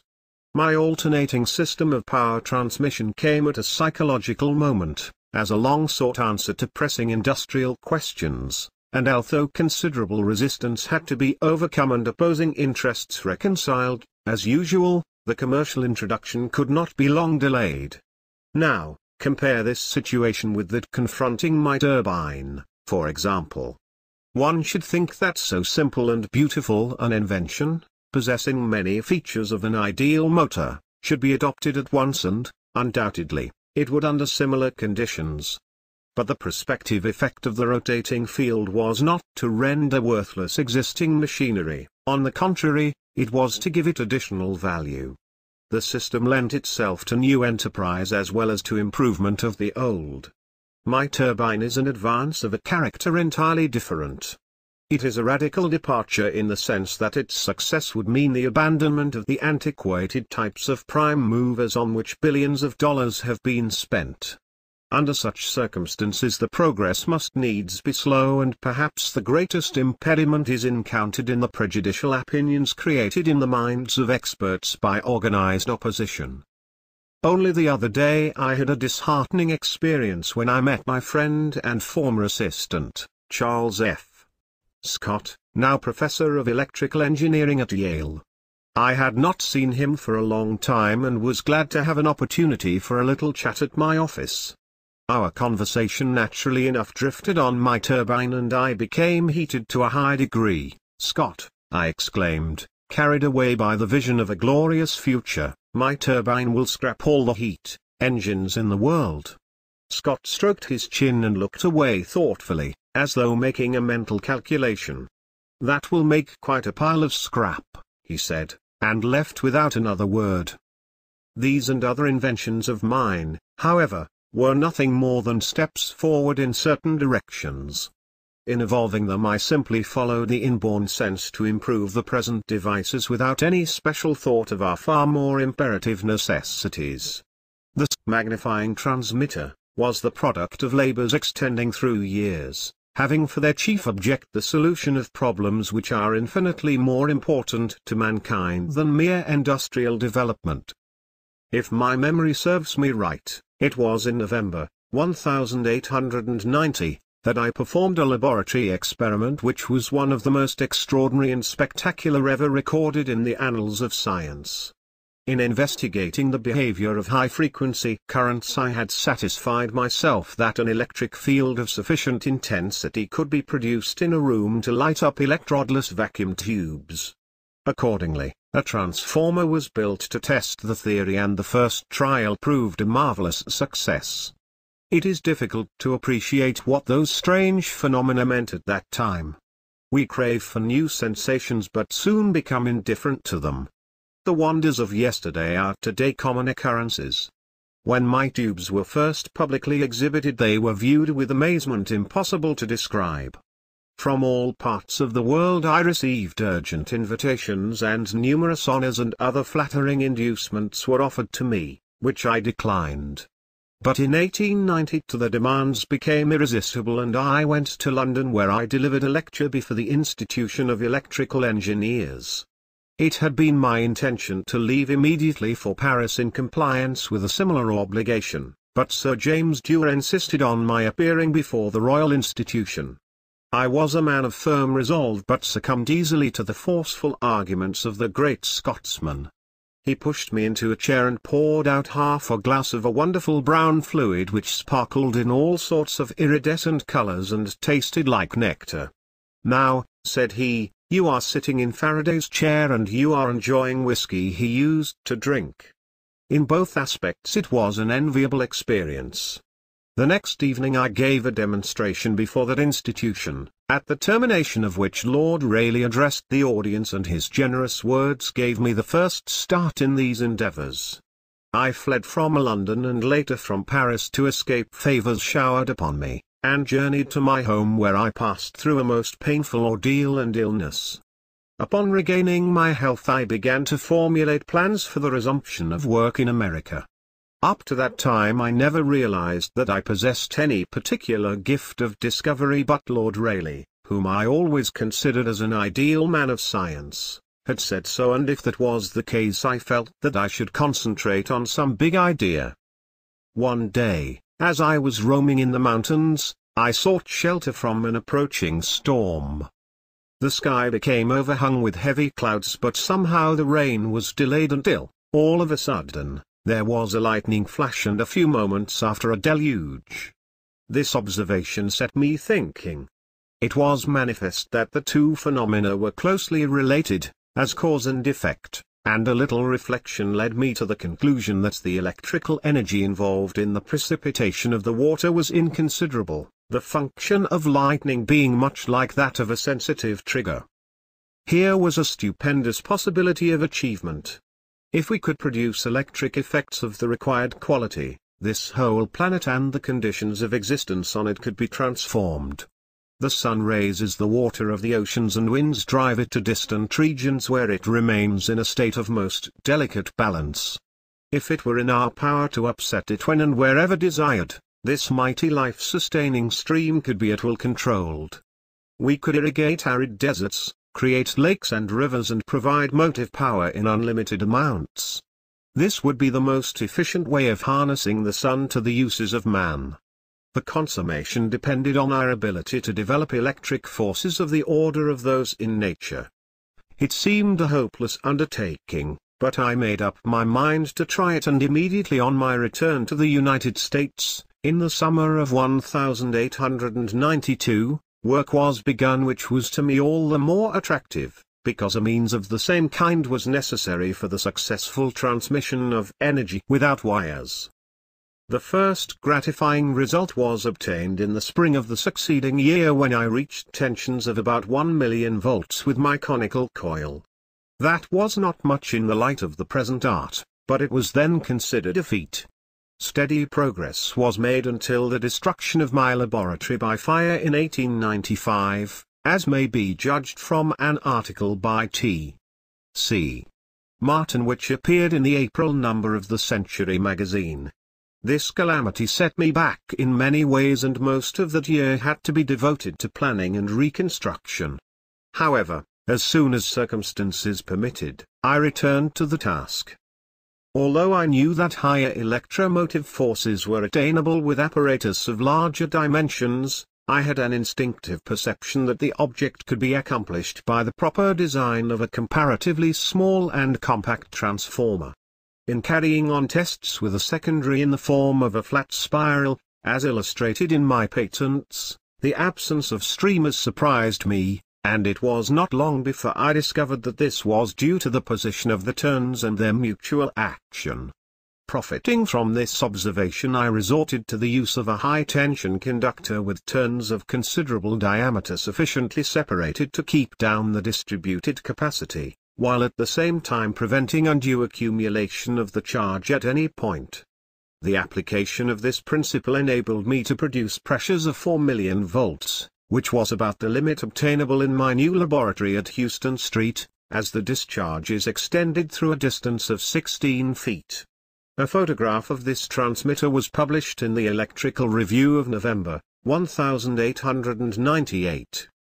In order to advance further along this line I had to go into the open, and in the spring of 1899, having completed preparations for the erection of a wireless plant, I went to Colorado, where I remained for more than 1 year. Here I introduced other improvements and refinements which made it possible to generate currents of any tension that may be desired. Those who are interested will find some information in regard to the experiments I conducted in my article, The Problem of Increasing Human Energy, in the Century magazine of June, 1900, to which I have referred on a previous occasion. I have been asked by the electrical experimenter to be quite explicit on this subject so that my young friends among the readers of the magazine will clearly understand the construction and operation of my magnifying transmitter, and the purposes for which it is intended. Well, then, in the first place, it is a resonant transformer with a secondary in which the parts, charged to a high potential, are of considerable area and arranged in space along ideal enveloping surfaces of very large radii of curvature, and at proper distances from one another, thereby ensuring a small electric surface density everywhere so that no leak can occur even if the conductor is bare. It is suitable for any frequency, from a few to many thousands of cycles per second, and can be used in the production of currents of tremendous volume and moderate pressure, or of smaller amperage and immense electromotive force. The maximum electric tension is merely dependent on the curvature of the surfaces on which the charged elements are situated and the area of the latter. Judging from my past experience, as much as 100 million volts are perfectly practicable. On the other hand, currents of many thousands of amperes may be obtained in the antenna. A plant of but very moderate dimensions is required for such performances. Theoretically, a terminal of less than 90 feet in diameter is sufficient to develop an electromotive force of that magnitude, while for antenna currents of from 2,000–4,000 amperes at the usual frequencies it need not be larger than 30 feet in diameter. In a more restricted meaning, this wireless transmitter is one in which the Hertz wave radiation is an entirely negligible quantity as compared with the whole energy, under which condition the damping factor is extremely small and an enormous charge is stored in the elevated capacity. Such a circuit may then be excited with impulses of any kind, even of low frequency, and it will yield sinusoidal and continuous oscillations like those of an alternator. Taken in the narrowest significance of the term, however, it is a resonant transformer which, besides possessing these qualities, is accurately proportioned to fit the globe and its electrical constants and properties, by virtue of which design it becomes highly efficient and effective in the wireless transmission of energy. Distance is then absolutely eliminated, there being no diminution in the intensity of the transmitted impulses. It is even possible to make the actions increase with the distance from the plant according to an exact mathematical law. This invention was one of a number comprised in my world system of wireless transmission which I undertook to commercialize on my return to New York in 1900. As to the immediate purposes of my enterprise, they were clearly outlined in a technical statement of that period from which I quote. The world system has resulted from a combination of several original discoveries made by the inventor in the course of long continued research and experimentation. It makes possible not only the instantaneous and precise wireless transmission of any kind of signals, messages or characters, to all parts of the world, but also the interconnection of the existing telegraph, telephone, and other signal stations without any change in their present equipment. By its means, for instance, a telephone subscriber here may call up and talk to any other subscriber on the globe. An inexpensive receiver, not bigger than a watch, will enable him to listen anywhere, on land or sea, to a speech delivered or music played in some other place, however distant.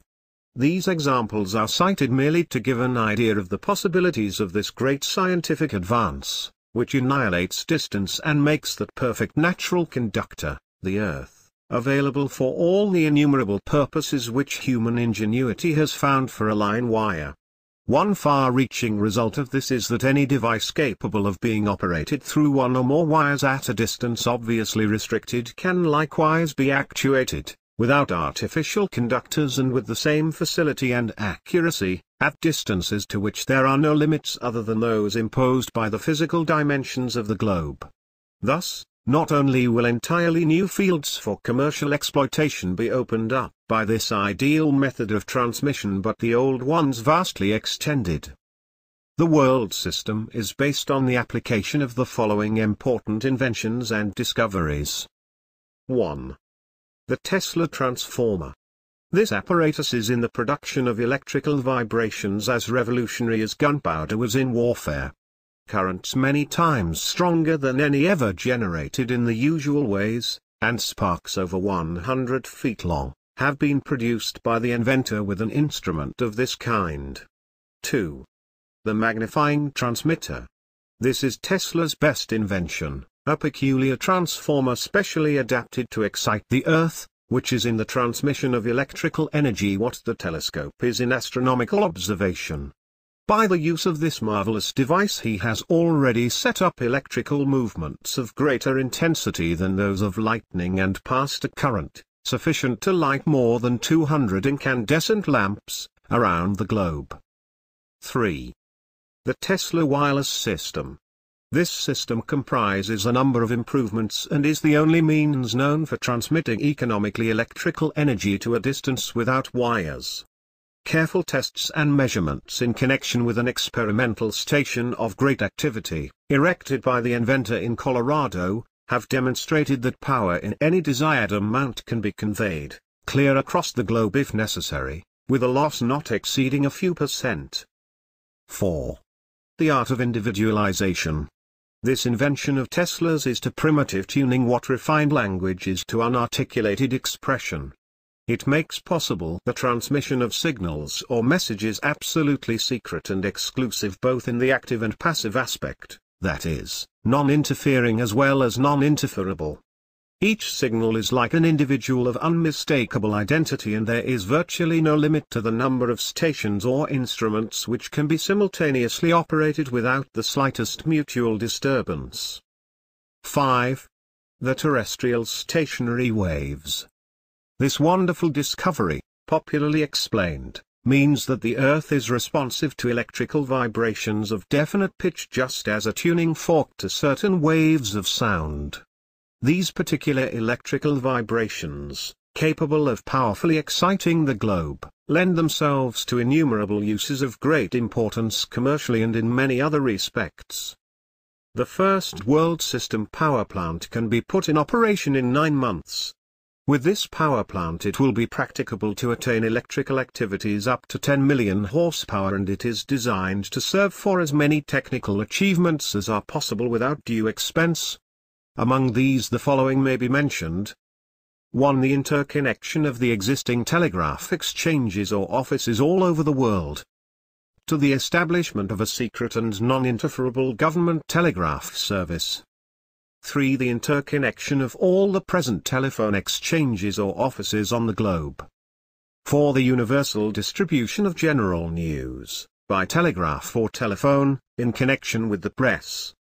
5. The establishment of such a world system of intelligence transmission for exclusive private use. 6. The interconnection and operation of all stock tickers of the world. 7. The establishment of a world system of musical distribution, etc. 8. The universal registration of time by cheap clocks indicating the hour with astronomical precision and requiring no attention whatever. 9. The world transmission of typed or handwritten characters, letters, checks, etc.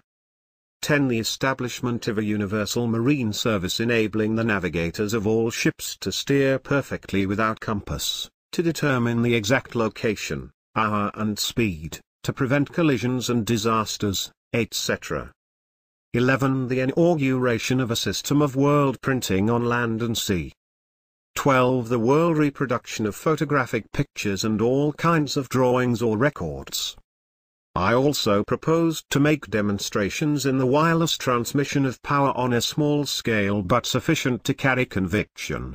Besides these I referred to other and incomparably more important applications of my discoveries which will be disclosed at some future date. A plant was built on Long Island with a tower 187 feet high, having a spherical terminal about 68 feet in diameter. These dimensions were adequate for the transmission of virtually any amount of energy. Originally only from 200 to 300 kW were provided, but I intended to employ later several thousand horsepower. The transmitter was to emit a wave complex of special characteristics, and I had devised a unique method of telephonic control of any amount of energy. The tower was destroyed 2 years ago, but my projects are being developed, and another one, improved in some features, will be constructed. On this occasion I would contradict the widely circulated report that the structure was demolished by the government, which, owing to war conditions, might have created prejudice in the minds of those who may not know that the papers, which 30 years ago conferred upon me the honor of American citizenship, are always kept in a safe, while my orders, diplomas, degrees, gold medals and other distinctions are packed away in old trunks. If this report had a foundation, I would have been refunded a large sum of money which I expended in the construction of the tower. On the contrary, it was in the interest of the government to preserve it, particularly as it would have made possible to mention just one valuable result: the location of a submarine in any part of the world. My plant, services, and all my improvements have always been at the disposal of the officials, and ever since the outbreak of the European conflict I have been working at a sacrifice on several inventions of mine relating to aerial navigation, ship propulsion and wireless transmission, which are of the greatest importance to the country. Those who are well informed know that my ideas have revolutionized the industries of the United States, and I am not aware that there lives an inventor who has been, in this respect, as fortunate as myself, especially as regards the use of his improvements in the war. I have refrained from publicly expressing myself on this subject before, as it seemed improper to dwell on personal matters while all the world was in dire trouble. I would add further, in view of various rumors which have reached me, that Mr. J. Pierpont Morgan did not interest himself with me in a business way, but in the same large spirit in which he has assisted many other pioneers. He carried out his generous promise to the letter, and it would have been most unreasonable to expect from him anything more. He had the highest regard for my attainments, and gave me every evidence of his complete faith in my ability to ultimately achieve what I had set out to do. I am unwilling to accord to some small-minded and jealous individuals the satisfaction of having thwarted my efforts. These men are to me nothing more than microbes of a nasty disease. My project was retarded by laws of nature. The world was not prepared for it. It was too far ahead of time. But the same laws will prevail in the end and make it a triumphal success. 6. The art of teletematics. No subject to which I have ever devoted myself has called for such concentration of mind and strained to so dangerous a degree the finest fibers of my brain as the system of which the magnifying transmitter is the foundation. I put all the intensity and vigor of youth in the development of the rotating field discoveries, but those early labors were of a different character. Although strenuous in the extreme, they did not involve that keen and exhausting discernment which had to be exercised in attacking the many puzzling problems of the wireless. Despite my rare physical endurance at that period, the abused nerves finally rebelled, and I suffered a complete collapse, just as the consummation of the long and difficult task was almost in sight. Without doubt I would have paid a greater penalty later, and very likely my career would have been prematurely terminated, had not Providence equipped me with a safety device, which has seemed to improve with advancing years and unfailingly comes into play when my forces are at an end. So long as it operates, I am safe from danger, due to overwork, which threatens other inventors, and, incidentally, I need no vacations which are indispensable to most people. When I am all but used up, I simply do as the darkies, who, naturally fall asleep while white folks worry. To venture a theory out of my sphere, the body probably accumulates little by little a definite quantity of some toxic agent, and I sink into a nearly lethargic state which lasts half an hour to the minute. Upon awakening I have the sensation as though the events immediately preceding had occurred very long ago, and if I attempt to continue the interrupted train of thought I feel a veritable mental nausea. Involuntarily I then turn to other work and am surprised at the freshness of the mind and ease with which I overcome obstacles that had baffled me before. After weeks or months my passion for the temporarily abandoned invention returns and I invariably find answers to all the vexing questions with scarcely any effort. In this connection I will tell of an extraordinary experience which may be of interest to students of psychology. I had produced a striking phenomenon with my grounded transmitter and was endeavoring to ascertain its true significance in relation to the currents propagated through the earth. It seemed a hopeless undertaking, and for more than a year one worked unremittingly, but in vain. This profound study so entirely absorbed me that I became forgetful of everything else, even of my undermined health. At last, as I was at the point of breaking down, nature applied the preservative-inducing lethal sleep. Regaining my senses, I realized with consternation that I was unable to visualize scenes from my life except those of infancy, the very first ones that had entered my consciousness. Curiously enough, these appeared before my vision with startling distinctness and afforded me welcome relief. Night after night, when retiring, I would think of them and more of my previous existence was revealed. The image of my mother was always the principal figure in the spectacle that slowly unfolded, and a consuming desire to see her again gradually took possession of me. This feeling grew so strong that I resolved to drop all work and satisfy my longing. But I found it too hard to break away from the laboratory, and several months elapsed during which I had succeeded in reviving all the impressions of my past life up to the spring of 1892. In the next picture that came out of the mist of oblivion, I saw myself at the Hôtel de l'Apix in Paris, just coming to from one of my peculiar sleeping spells, which had been caused by prolonged exertion of the brain. Imagine the pain and distress I felt when it flashed upon my mind that a dispatch was handed to me at that very moment bearing the sad news that my mother was dying. I remembered how I made the long journey home without an hour of rest and how she passed away after weeks of agony. It was especially remarkable that during all this period of partially obliterated memory I was fully alive to everything touching on the subject of my research. I could recall the smallest details and the least significant observations in my experiments and even recite pages of text and complex mathematical formulae. My belief is firm in the law of compensation. The true rewards are ever in proportion to the labor and sacrifices made. This is one of the reasons why I feel certain that of all my inventions, the magnifying transmitter will prove most important and valuable to future generations. I am prompted to this prediction not so much by thoughts of the commercial and industrial revolution which it will surely bring about, but of the humanitarian consequences of the many achievements it makes possible. Considerations of mere utility weigh little in the balance against the higher benefits of civilization. We are confronted with portentous problems which cannot be solved just by providing for our material existence, however abundantly. On the contrary, progress in this direction is fraught with hazards and perils not less menacing than those born from want and suffering.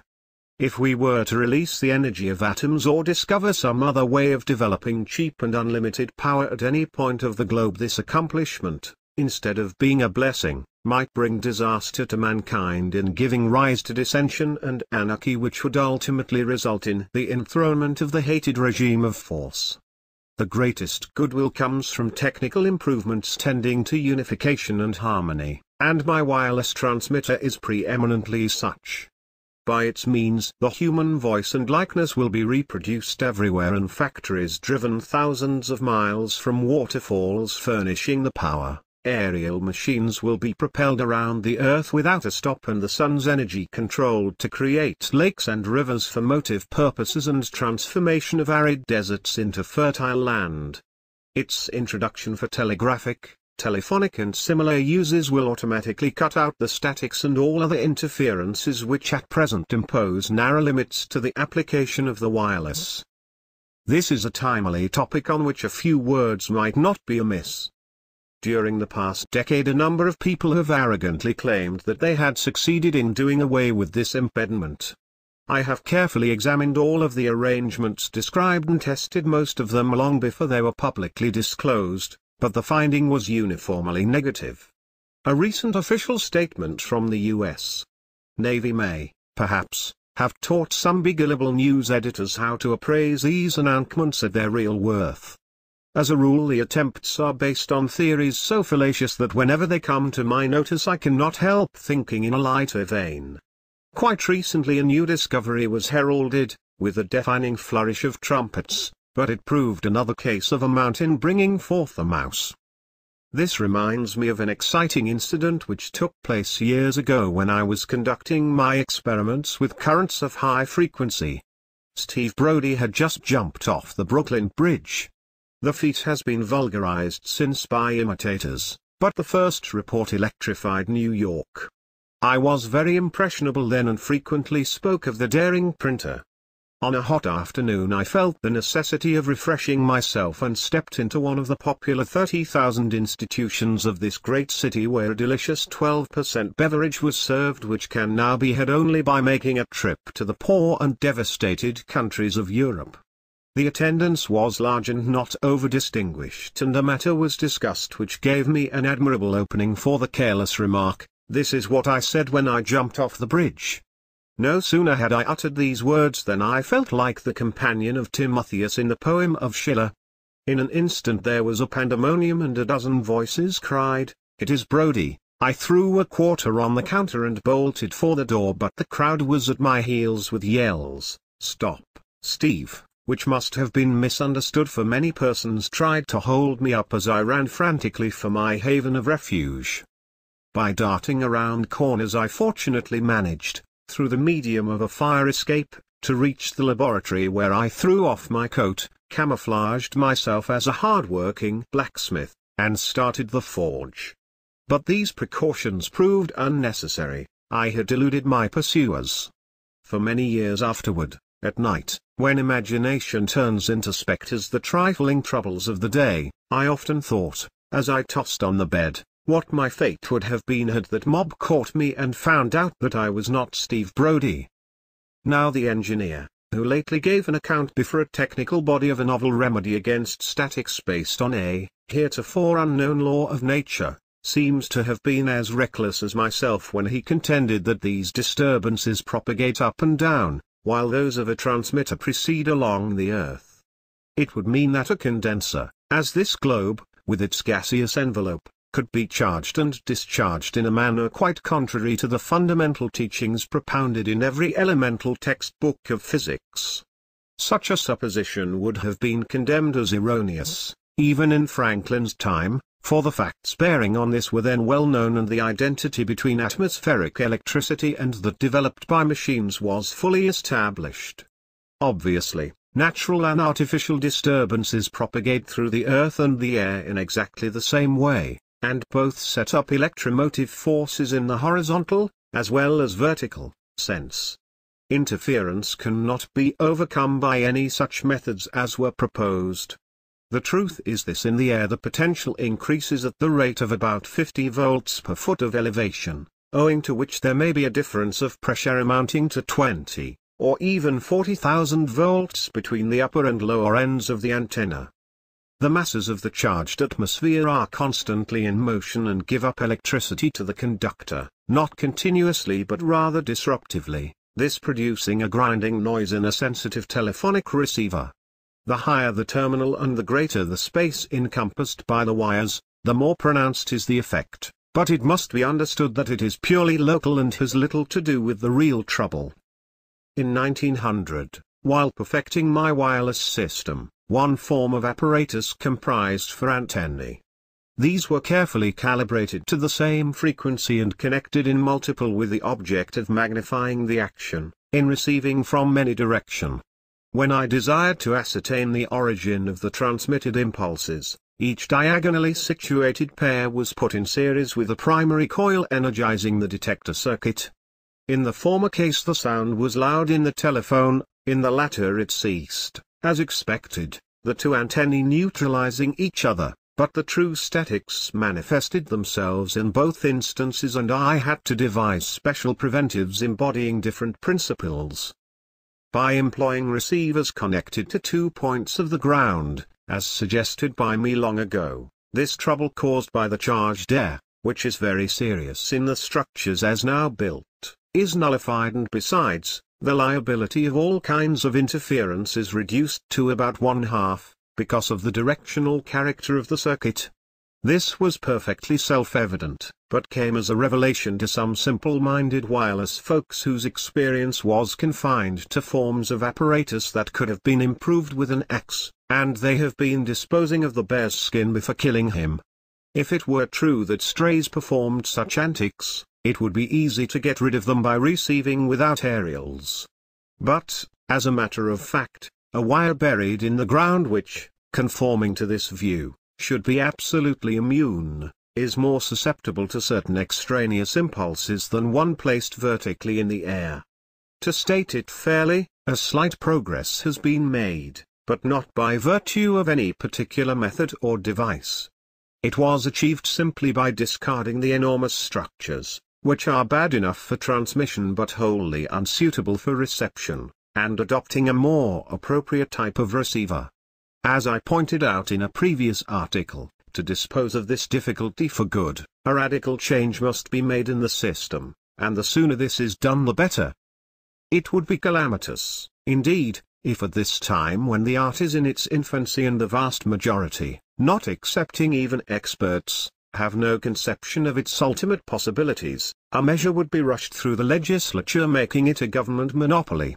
This was proposed a few weeks ago by Secretary Daniels, and no doubt that distinguished official has made his appeal to the Senate and House of Representatives with sincere conviction.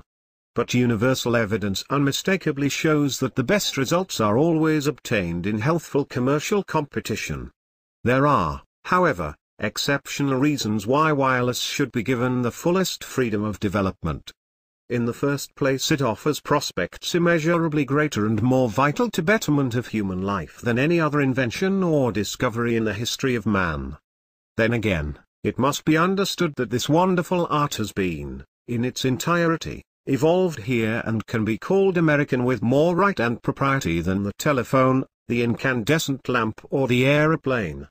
Enterprising press agents and stock jobbers have been so successful in spreading misinformation that even so excellent a periodical as the Scientific American accords the chief credit to a foreign country. The Germans, of course, gave us the Hertz waves, and the Russian, English, French and Italian experts were quick in using them for signaling purposes.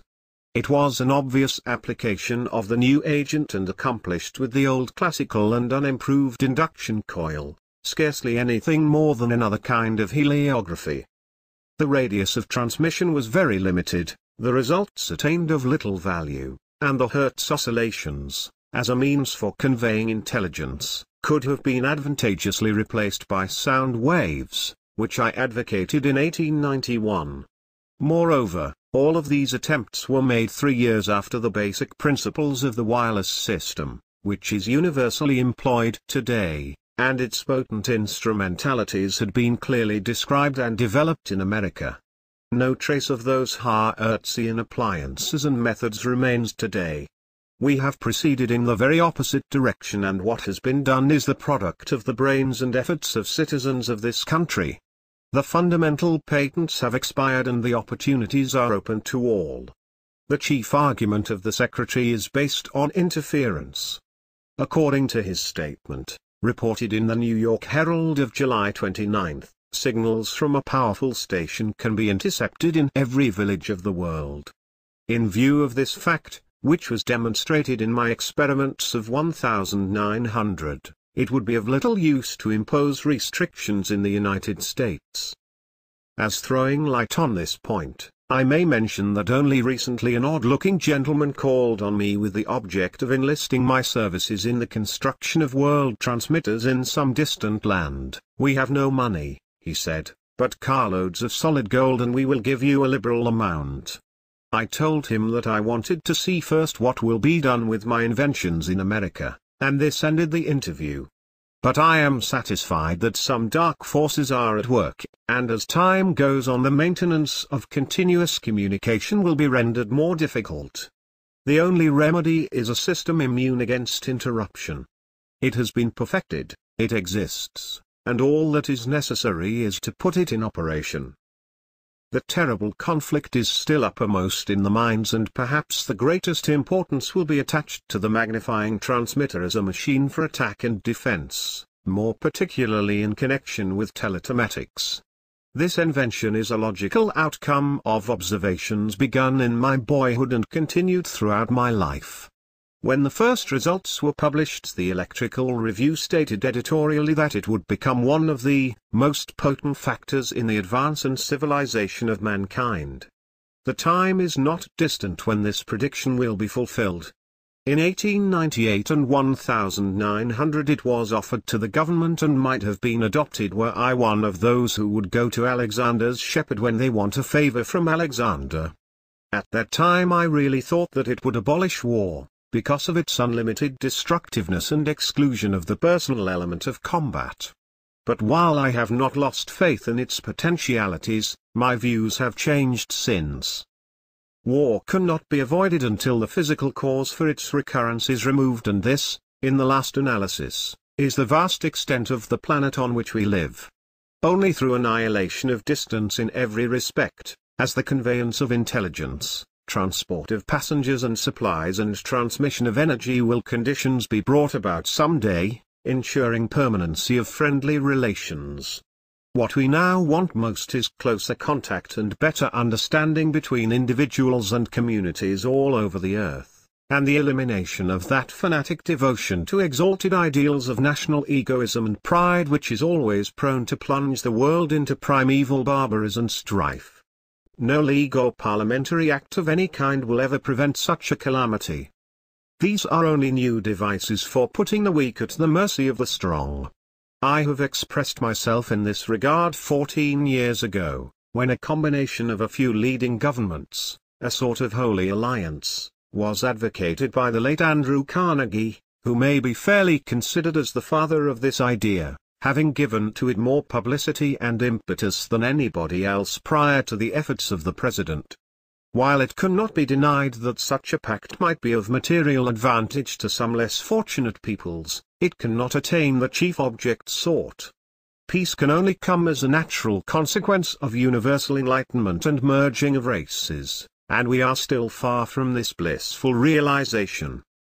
As I view the world of today, in the light of the gigantic struggle we have witnessed, I am filled with conviction that the interests of humanity would be best served if the United States remained true to its traditions and kept out of entangling alliances. Situated as it is, geographically, remote from the theaters of impending conflicts, without incentive to territorial aggrandizement, with inexhaustible resources and immense population thoroughly imbued with the spirit of liberty and right, this country is placed in a unique and privileged position. It is thus able to exert, independently, its colossal strength and moral force to the benefit of all, more judiciously and effectively, than as member of a league. In one of these biographical sketches, published in the Electrical Experimenter, I have dwelt on the circumstances of my early life and told of an affliction which compelled me to unremitting exercise of imagination and self-observation. This mental activity, at first involuntary under the pressure of illness and suffering, gradually became second nature and led me finally to recognize that I was but an automaton devoid of free will in thought and action and merely responsive to the forces of the environment. Our bodies are of such complexity of structure, the motions we perform are so numerous and involved, and the external impressions on our sense organs to such a degree delicate and elusive that it is hard for the average person to grasp this fact. And yet nothing is more convincing to the trained investigator than the mechanistic theory of life which had been, in a measure, understood and propounded by Descartes 300 years ago. But in his time many important functions of our organism were unknown and, especially with respect to the nature of light and the construction and operation of the eye, philosophers were in the dark. In recent years the progress of scientific research in these fields has been such as to leave no room for a doubt in regard to this view, on which many works have been published. One of its ablest and most eloquent exponents is perhaps, Felix Ledantec, formerly assistant of Pasteur. Professor Jacques Loeb has performed remarkable experiments in heliotropism, clearly establishing the controlling power of light in lower forms of organisms, and his latest book, Forced Movements, is revelatory. But while men of science accept this theory simply as any other that is recognized, to me it is a truth which I hourly demonstrate by every act and thought of mine. The consciousness of the external impression prompting me to any kind of exertion, physical or mental, is ever present in my mind. Only on very rare occasions, when I was in a state of exceptional concentration, have I found difficulty in locating the original impulses.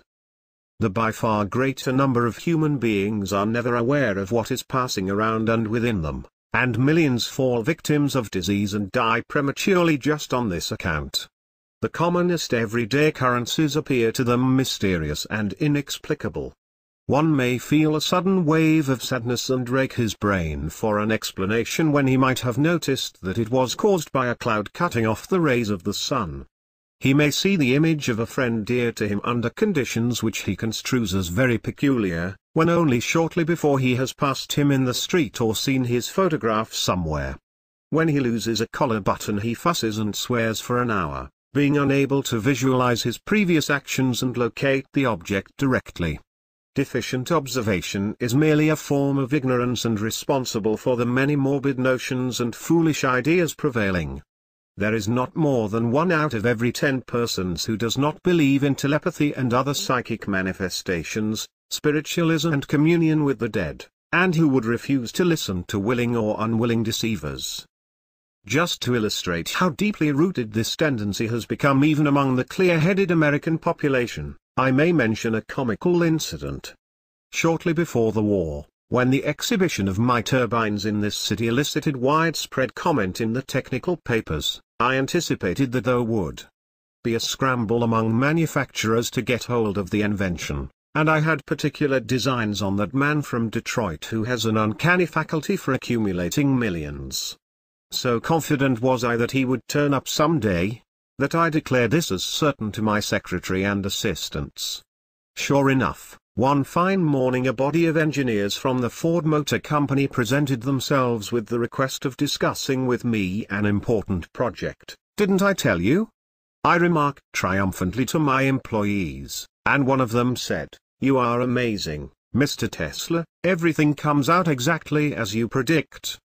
As soon as these hard-headed men were seated I, of course, immediately began to extol the wonderful features of my turbine, when the spokesman interrupted me and said, "We know all about this, but we are on a special errand. We have formed a psychological society for the investigation of psychic phenomena and we want you to join us in this undertaking." I suppose those engineers never knew how near they came to being fired out of my office.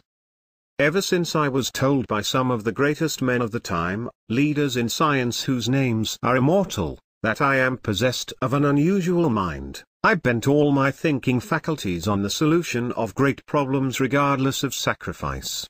For many years I endeavored to solve the enigma of death, and watched eagerly for every kind of spiritual indication.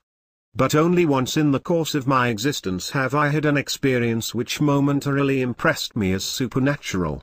It was at the time of my mother's death.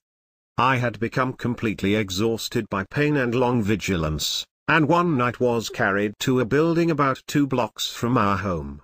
As I lay helpless there, I thought that if my mother died while I was away from her bedside she would surely give me a sign. 2 or 3 months before I was in London in company with my late friend, Sir William Crookes, when spiritualism was discussed, and I was under the full sway of these thoughts. I might not have paid attention to other men, but was susceptible to his arguments as it was his epochal work on radiant matter, which I had read as a student, that made me embrace the electrical career. I reflected that the conditions for a look into the beyond were most favorable, for my mother was a woman of genius and particularly excelling in the powers of intuition.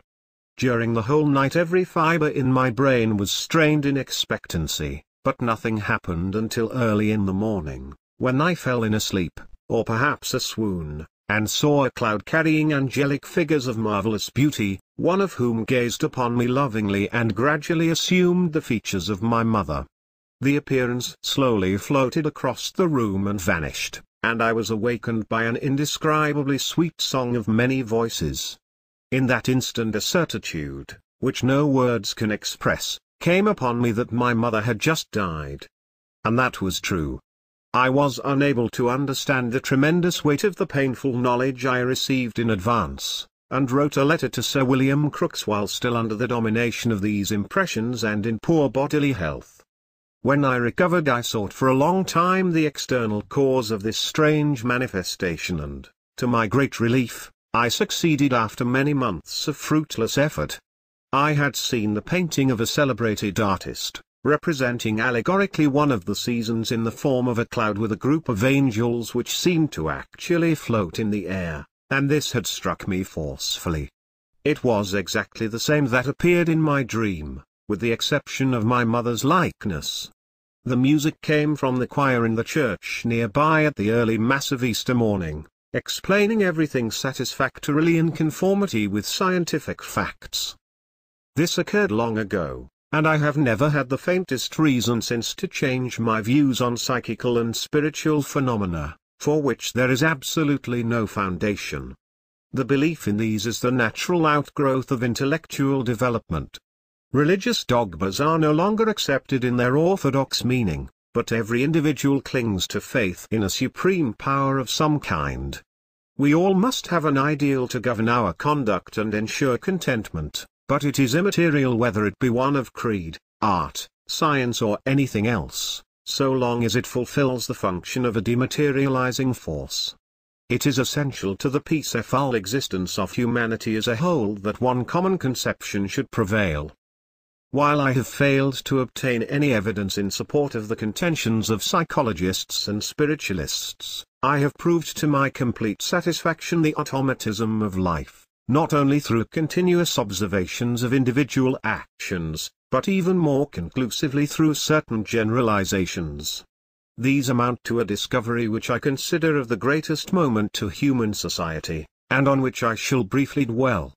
I got the first inkling of this astounding truth when I was still a very young man, but for many years I interpreted what I noted simply as coincidences. Namely, whenever either myself or a person to whom I was attached, or a cause to which I was devoted, was hurt by others in a particular way, which might be best popularly characterized as the most unfair imaginable, I experienced a singular and undefinable pain which, for want of a better term, I have qualified as cosmic, and shortly thereafter, and invariably, those who had inflicted it came to grief. After many such cases I confided this to a number of friends, who had the opportunity to convince themselves of the truth of the theory which I have gradually formulated and which may be stated in the following few words. Our bodies are of similar construction and exposed to the same external influences.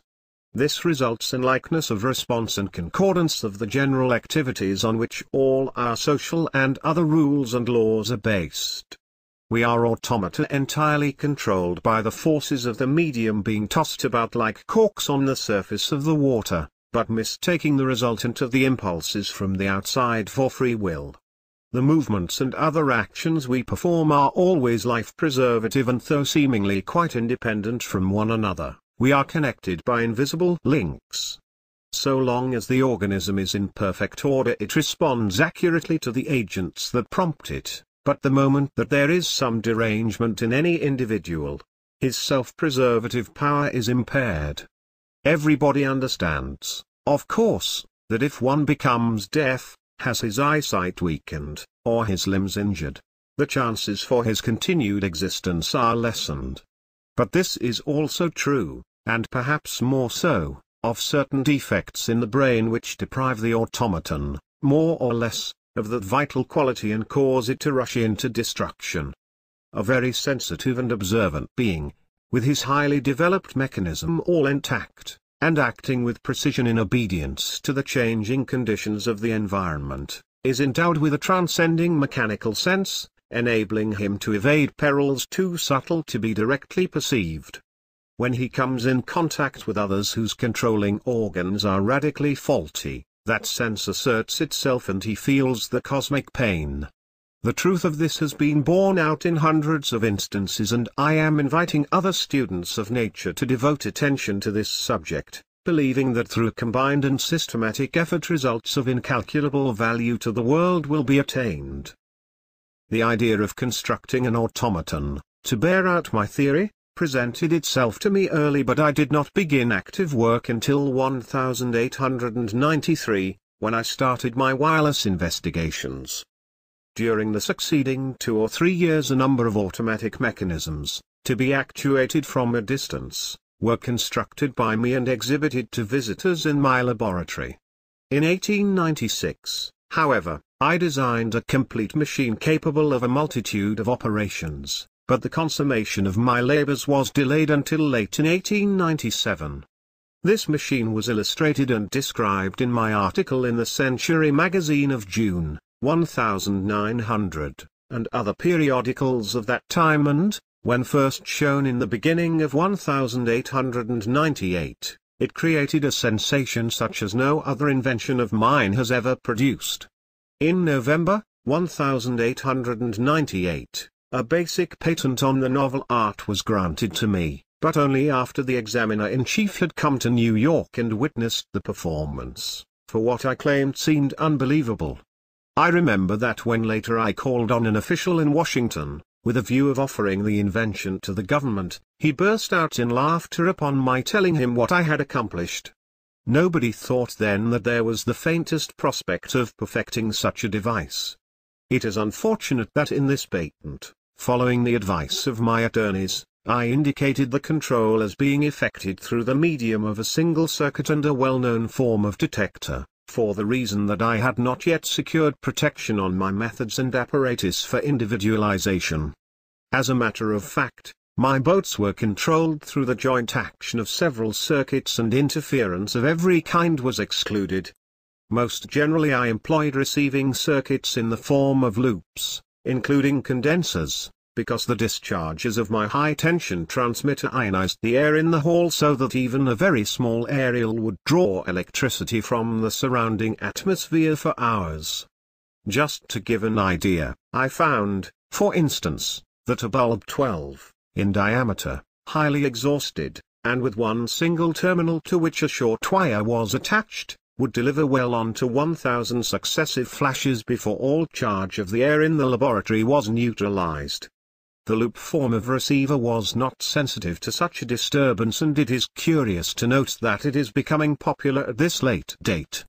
In reality it collects much less energy than the aerials or a long grounded wire, but it so happens that it does away with a number of defects inherent to the present wireless devices.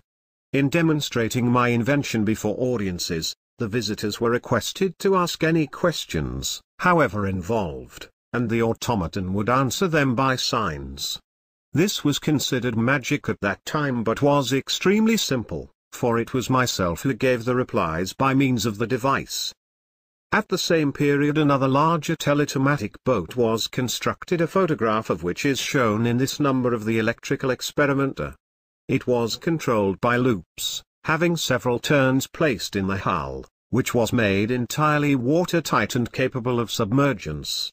The apparatus was similar to that used in the first, with the exception of certain special features I introduced, as, for example, incandescent lamps which afforded visible evidence of the proper functioning of the machine. These automata, controlled within the range of vision of the operator, were, however, the first and rather crude steps in the evolution of the art of teletomatics as I had conceived it.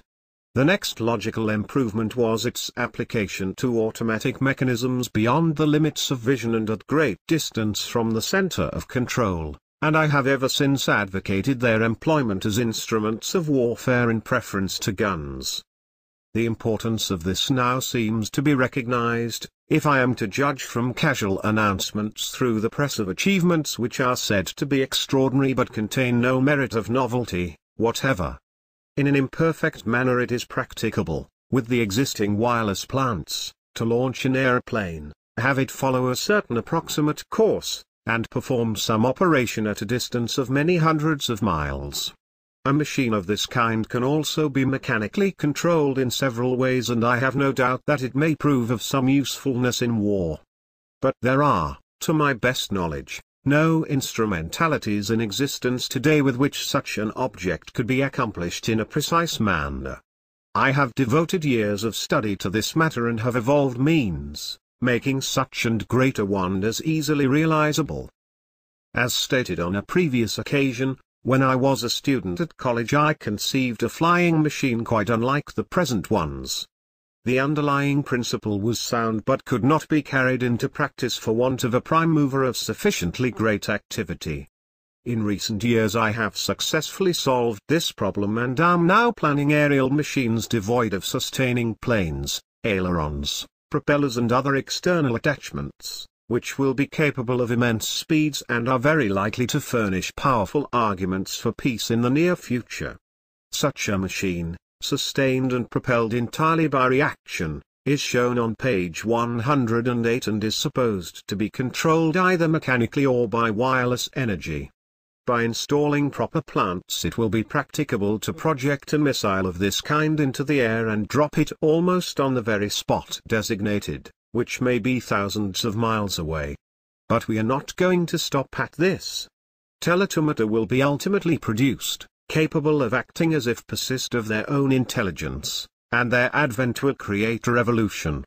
As early as 1898 I proposed to representatives of a large manufacturing concern the construction and public exhibition of an automobile carriage which, left to itself, would perform a great variety of operations involving something akin to judgment. But my proposal was deemed chimerical at that time and nothing came from it. At present many of the ablest minds are trying to devise expedients for preventing a repetition of the awful conflict which is only theoretically ended and the duration and main issues of which I have correctly predicted in an article printed in The Sun of December 20, 1914. The proposed league is not a remedy but on the contrary, in the opinion of a number of competent men, may bring about results just the opposite. It is particularly regrettable that a punitive policy was adopted in framing the terms of peace, because a few years hence it will be possible for nations to fight without armies, ships or guns, by weapons far more terrible, to the destructive action and range of which there is virtually no limit. A city, at any distance whatsoever from the enemy, can be destroyed by him and no power on earth can stop him from doing so. If we want to avert an impending calamity and a state of things which may transform this globe into an inferno, we should push the development of flying machines and wireless transmission of energy without an instant's delay and with all the power and resources of the nation.